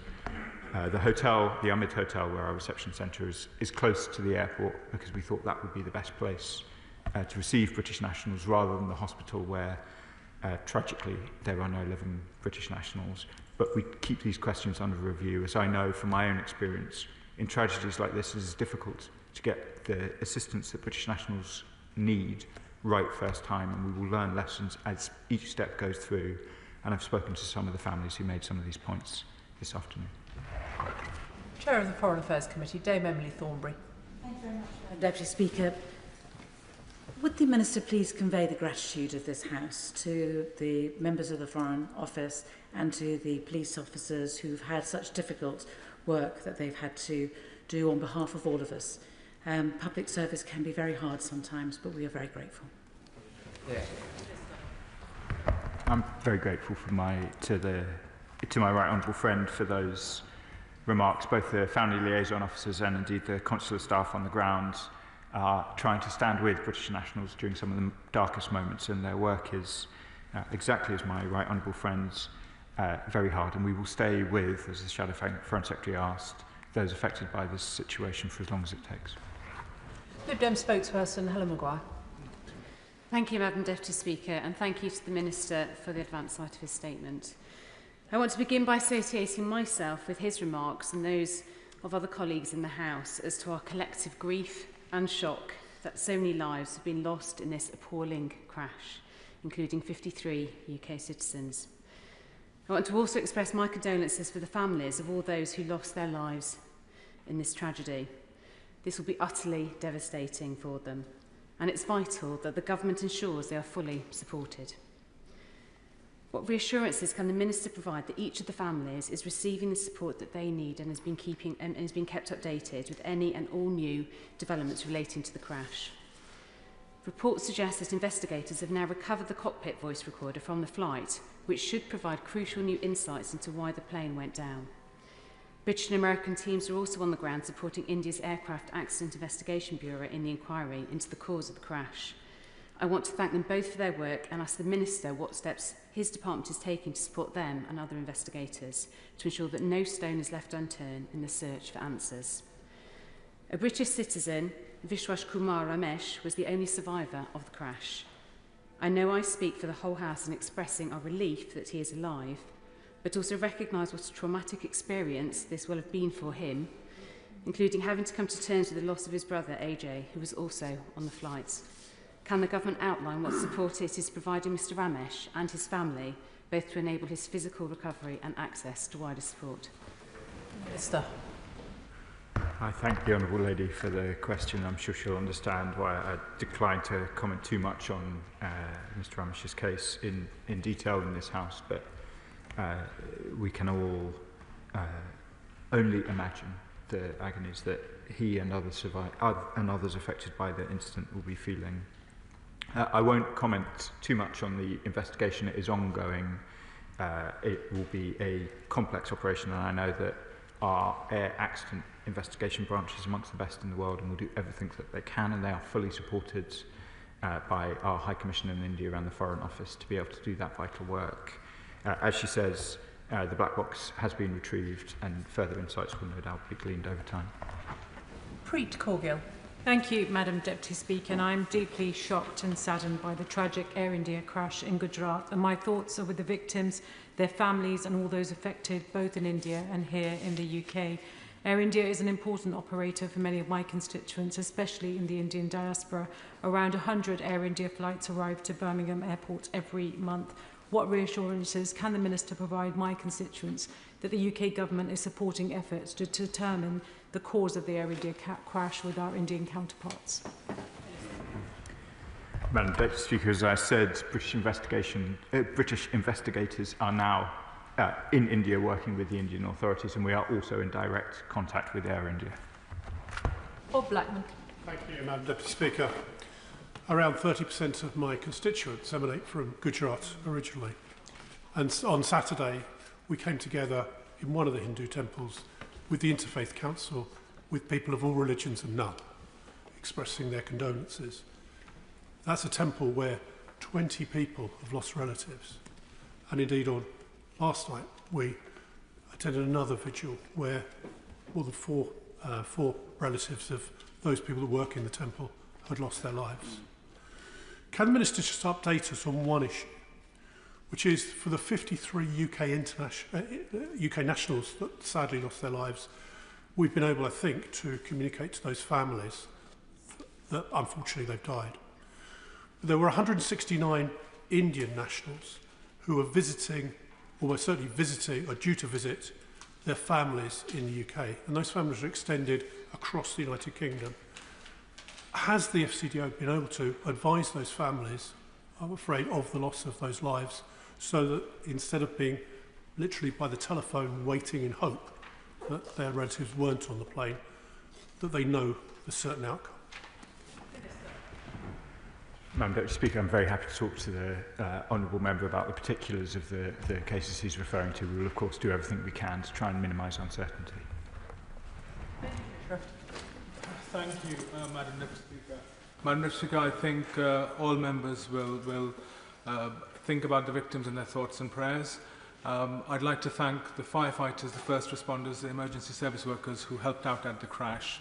On Saturday at Manchester Cathedral, the Mahatma Gandhi statue, there was a vigil held, and I was one of the speakers, including the Honourable Member for Manchester, Rusholme and Bolton West.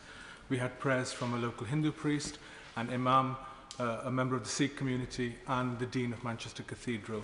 I know the Minister mentioned the British High Commissioner in India, Her Excellency Linda Cameron. She's doing a very important job.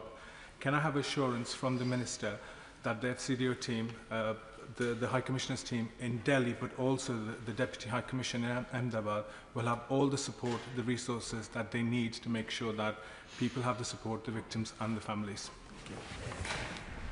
Madam Deputy Speaker, I've spoken to our High Commissioner this afternoon, and indeed the team on the ground, to ensure that we have adequate resources in place, including at the places where British nationals and their families might be congregating, in order to ensure that we're able to provide the best possible support to families affected.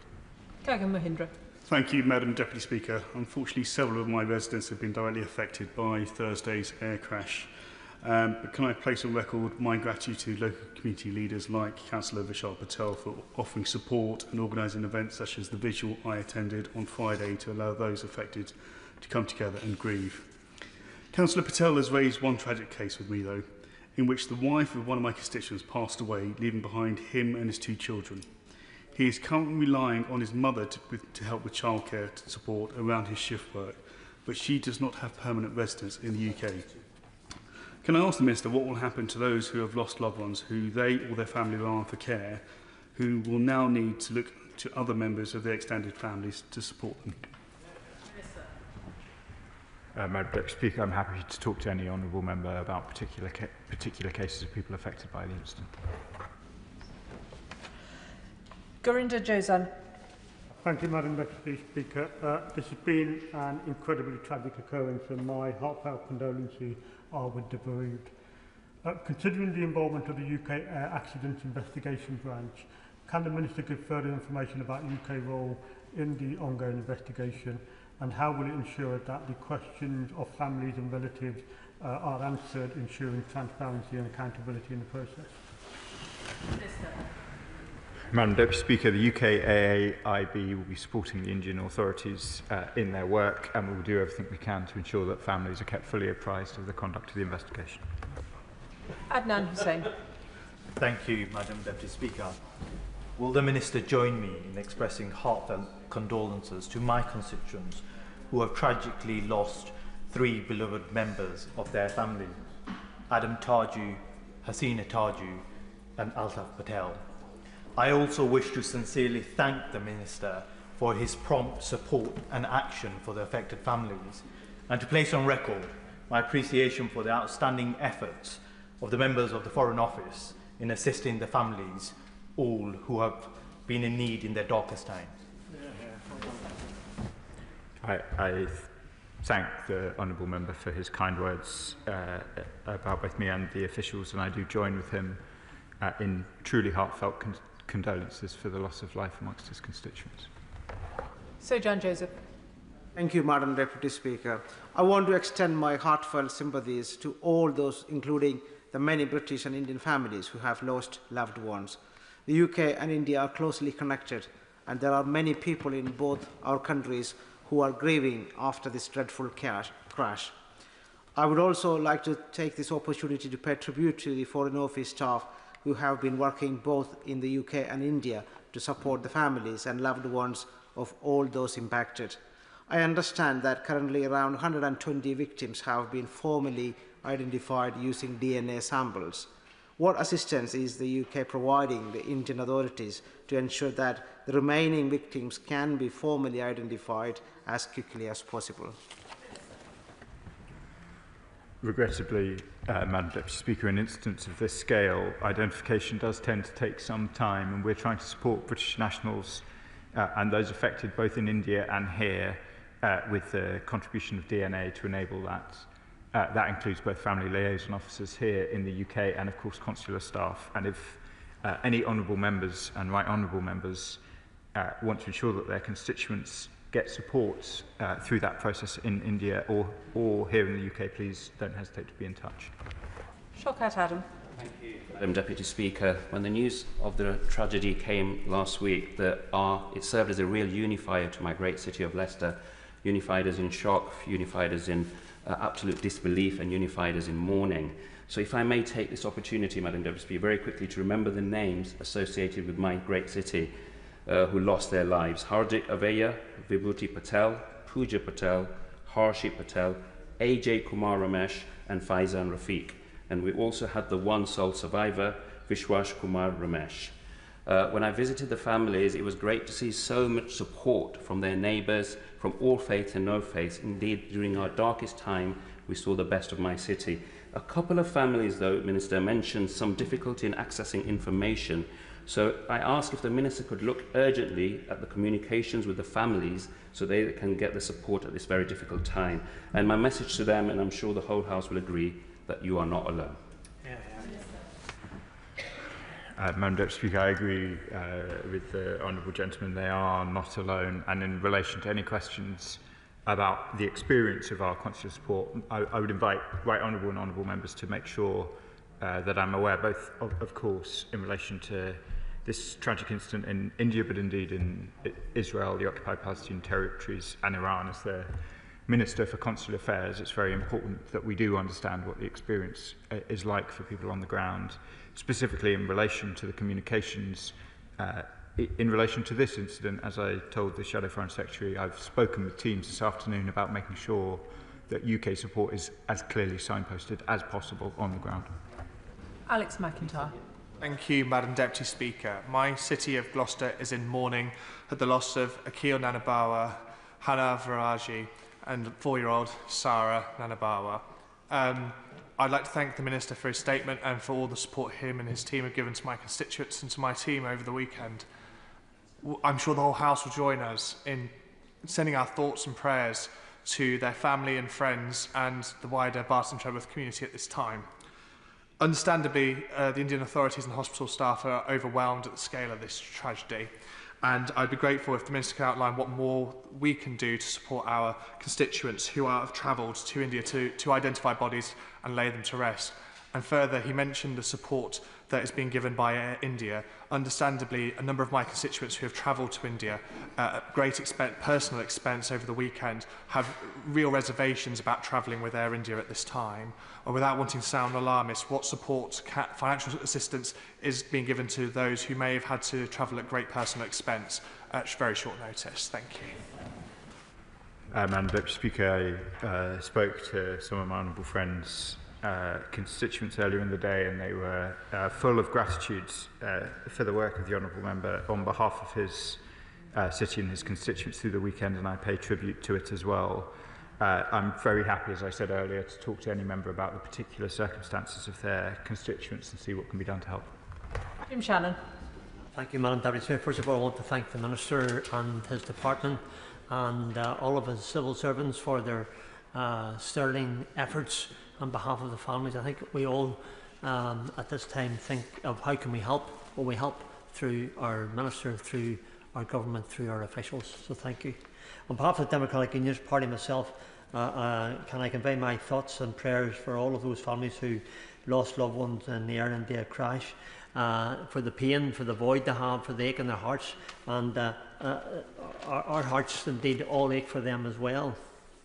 The air tragedy, the air accident is a tragedy, and the loss of life is incredibly difficult to understand. And all of our focus are with the families within this United Kingdom and globally who mourn today. And whilst they mourn today, there will come a day when they will want to understand how this could have happened. So will the Minister confirm how we can be assured that current global airline safety measures are adequate and robust? And what role does this great United Kingdom of Great Britain and Northern Ireland have in the safety of air travel? Thank you so much. Madam Deputy Speaker, the UK has a proud record of playing its full part in global aviation standards, and in relation to this incident, as I've said before, our Air Accident Investigation Bureau will be assisting this investigation fully and taking full note of its findings. Catherine Atkinson. Thank you, Madam Deputy Speaker. I will not be alone in having shed tears over the heartbreaking photograph of the Royal Derby Hospital Dr. Pratik Joshi and his wife, Dr. Komi Vyas, and their three beautiful children, Miriel, Nakul and Prajit, in the aeroplane moments before takeoff and then the crash. And I was with their friends and hospital colleagues at Derby's Hindu temple on Saturday. And it made real and vivid the tragedy of all the lives lost in this crash. So can the Minister tell us anything more about how the UK government is supporting the Indian government in its safety investigation and with friends and families devastated by this tragedy? I pay tribute to my honourable friend's work in Derby on these questions. Those photos are a heartbreak, and particularly the one that she mentions that I think so many in this House will have seen. We're trying to support Indian investigations in two areas, both in relation to the Accident Investigation Branch, as I've mentioned, but also through our DVI, our Disaster Victim Identification Service, who are also on the ground. This is a truly horrific tragedy, and we are doing all we can to try and understand both how it happened and support those who are affected as quickly as possible. Jazz Atwell. Thank you, Madam Deputy Speaker, and can I thank the Minister for his statement, and certainly thank all the first responders who were on the scene. And I thank the British involvement in helping the Indian authorities. Can the Minister tell us that when this is all over and attention has shifted away, that our officials will be there until our residents are satisfied that all that we could have done, we did do for the Indian authorities? Thank you. I can confirm to my honourable friend that we'll provide British families all the support they require during this horrific incident. Clive Efford. Well done. Deputy Speaker, this is truly a terrible tragedy. As an elected representative in Greenwich, where we have a large Gujarat community, for 40 years, both as a councillor and an MP, I've got to know many people in the Gujarat community, particularly those who are members of the South Eastern Gujarat Association. And they'll be grieving, like all of us today, over this terrible tragedy. But can I ask my honourable friend, he mentioned in his statement that there are family liaison officers that have been appointed, but What resources do they have? We've got to be able to get information to families promptly. They may need further assistance, such as travel and things like that. Do they have access to those sorts of resources? Madam Deputy Speaker, my honourable friend asked an important question. Family liaison officers, often known as FLOs, support families in the UK. They are part of UK policing. They always have an ability to talk to my officials, the consular officials who take care of British nationals overseas. We always try to ensure that the relationship between consular and FLOs works as smoothly as possible in order that families are provided the full support of the UK. And if there are any questions that families have in the UK or overseas about how that operates, then I'm very happy to talk to my colleagues about them. Tom Hayes. Thank you, Madam Deputy Speaker. On behalf of my constituents, can I thank you for your moving eulogy to Mr Shah, who lived in Southbourne in my constituency of Bournemouth East for more than a decade. Many of my constituents remember Mr Shah, they mourn Mr Shah's passing, and they send their love to his family. Bournemouth and India have a deep bond. Britain and India have a deep bond. Can my honourable friend the Minister outline what he is doing to make sure that everybody affected by this tragedy is getting the support they need? And would he join me in commending the community leaders of BCP Indian community for all they're doing at this difficult moment? I thank my honourable friend, well, I thank one of my honourable friends from Bournemouth. I know the other MP for Bournemouth is unable to speak as PPS, and I know they've both been very engaged in the tragedy that is being felt right across the city. We are doing everything that we can to support those both in India and here in the UK, and we will continue to do so until people have navigated the full depths of this tragedy. And I'm conscious particularly for those going through the difficult but necessarily time-consuming process of identifying remains. Barry Gardner. The Minister will be aware that as we speak, the Indian High Commission in London is holding a commemoration service for those who have been lost. He also knows that my constituency of Wembley, of Brent West, is actually the epicentre for the Gujarati community. More than 30% of my constituents are originally from Gujarat. I want to thank him for the way in which his officials have engaged and the help that they have been able to offer. I want to raise in particular, though, the problems that some of my constituents have had. If I talk of the Said family, 3 of whose bodies have now been identified, mother, father and 2 adult children who are travelling together, but one of the bodies has not yet been identified. Can I urge him, I understand that the DNA testing has now been randomised, can I urge him to try and do everything he can to ensure that the 4 bodies can have the necessary funeral arrangements celebrated together rather than waiting longer. He is absolutely right to say that it's important that this is done correctly to avoid further problems down the line. But families are in deep distress at the moment, and it really is important that we send every possible help to get the DNA testing done as quickly as possible. Thank you.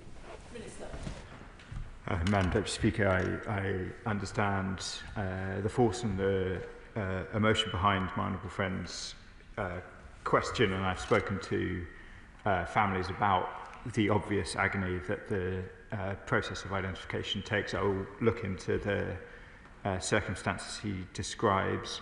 But while I'm at the dispatch box, let me also, since he mentions the Indian High Commission, pass on my thanks to the Indian High Commission here, who have worked hard in order particularly to facilitate visas rapidly for family members able to go out and see their loved ones.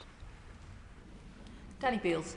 Thank you, Madam Deputy Speaker. My constituency in Uxbridge and South Ryslip has a very significant Indian community, and there's been collective grief and dismay at these tragic events, and they, as I, would welcome the Minister's condolences today to the families affected both here in the UK and in India.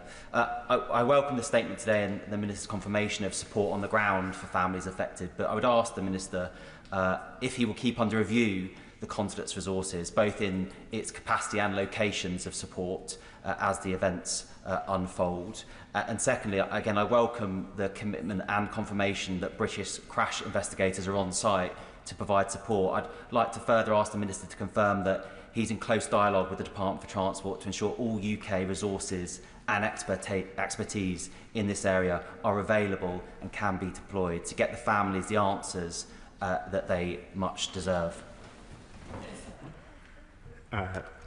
I can confirm to my honourable friend that we will of course keep our consular response under review as events developed, and I can also confirm that we remain in close coordination between the Foreign Office and the Department for Transport, and both I, the Foreign Secretary, and the Secretary of State for Transport were in the very first ministerial cobra in response to this incident, and I know she is keeping a very close engagement in these issues.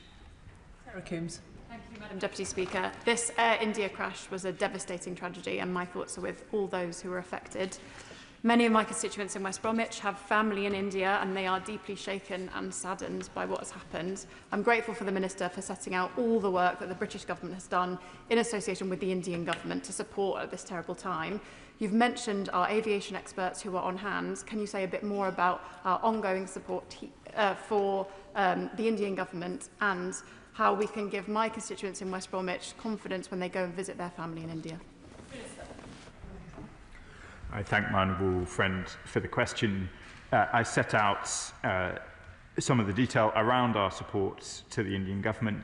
The High Commissioner remains in regular dialogue with the Indian authorities, and indeed met with Prime Minister Modi to discuss this case in recent days. We will continue to do all that we can so that your constituents, so that my honourable friend's constituents, apologies Madam Deputy Speaker, it's obviously contagious, so that my honourable friends' constituents and all constituents across the House can feel confident.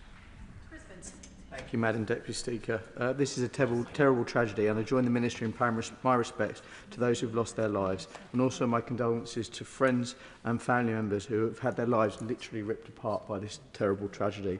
Can I ask the Minister for further detail on what the UK government will be doing with the Indian government to understand how this tragedy happened and what we can do to prevent something as awful as this happening again? Madam Deputy Speaker, the AAIB will be playing their full role, and we will consider the findings of the Indian and British and American supporters investigation fully, and obviously take any actions required. Mark Seward. Thank you, Madam Deputy Speaker. Can I associate myself with the comments of the Minister, the Shadow Foreign Secretary, and many others across this House in expressing condolences? My thoughts have been with the families and friends, the people who've lost loved ones in the India air crash. Now, I represent a lot of people in Leeds southwestern Morley, and that includes a group of wonderful families who organise under the name Morley Indians.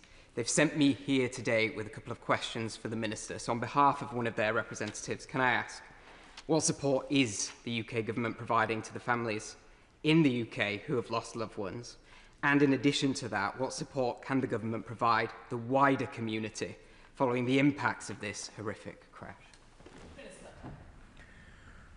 Madam Deputy Speaker, for families who have chosen to remain in the UK, then a family liaison officer has been appointed by their relevant police force, who should have been in contact over the weekend. If there's any honourable or right honourable members who think there is any gaps in that, I would invite them to be in touch with me. But hopefully, every affected family will have now heard either from the Foreign Office or from their relevant police force if they're in the UK, and we'll continue to keep all of that support under review. Thank you. I thank the Minister for his statement this evening. Can I ask any members who are leaving to do so quickly and quietly before I move on to the next business?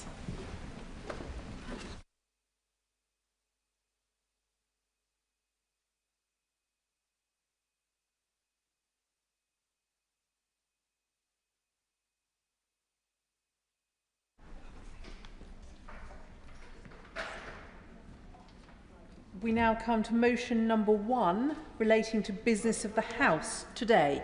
Minister to move. Formally. The question is as on the order paper. The question is as on the order paper. As many as are of that opinion say aye. Aye. Of the contrary, no. I think the ayes have it. The ayes have it. We now come to motion number 2 on Independent Complaints and Grievance Scheme, Policy Framework and Assurance Board, as on the order paper. I inform the House that the Speaker has selected the following amendments as listed on the order paper: A, B, C, D and E. I call the Leader of the House to move the motion. Lucy Powell. Thank you very much, Madam Deputy Speaker. I beg to move the motion standing in my name. The establishment of the Independent Complaints and Grievance Scheme, known as the ICGS, the first scheme of its kind in any legislature in the world, was an important step forward in tackling inappropriate behaviour in Parliament. Its establishment was agreed in 2018 with cross-party support. The ICGS provides a dedicated independent mechanism for handling complaints of bullying, harassment or sexual misconduct in both houses.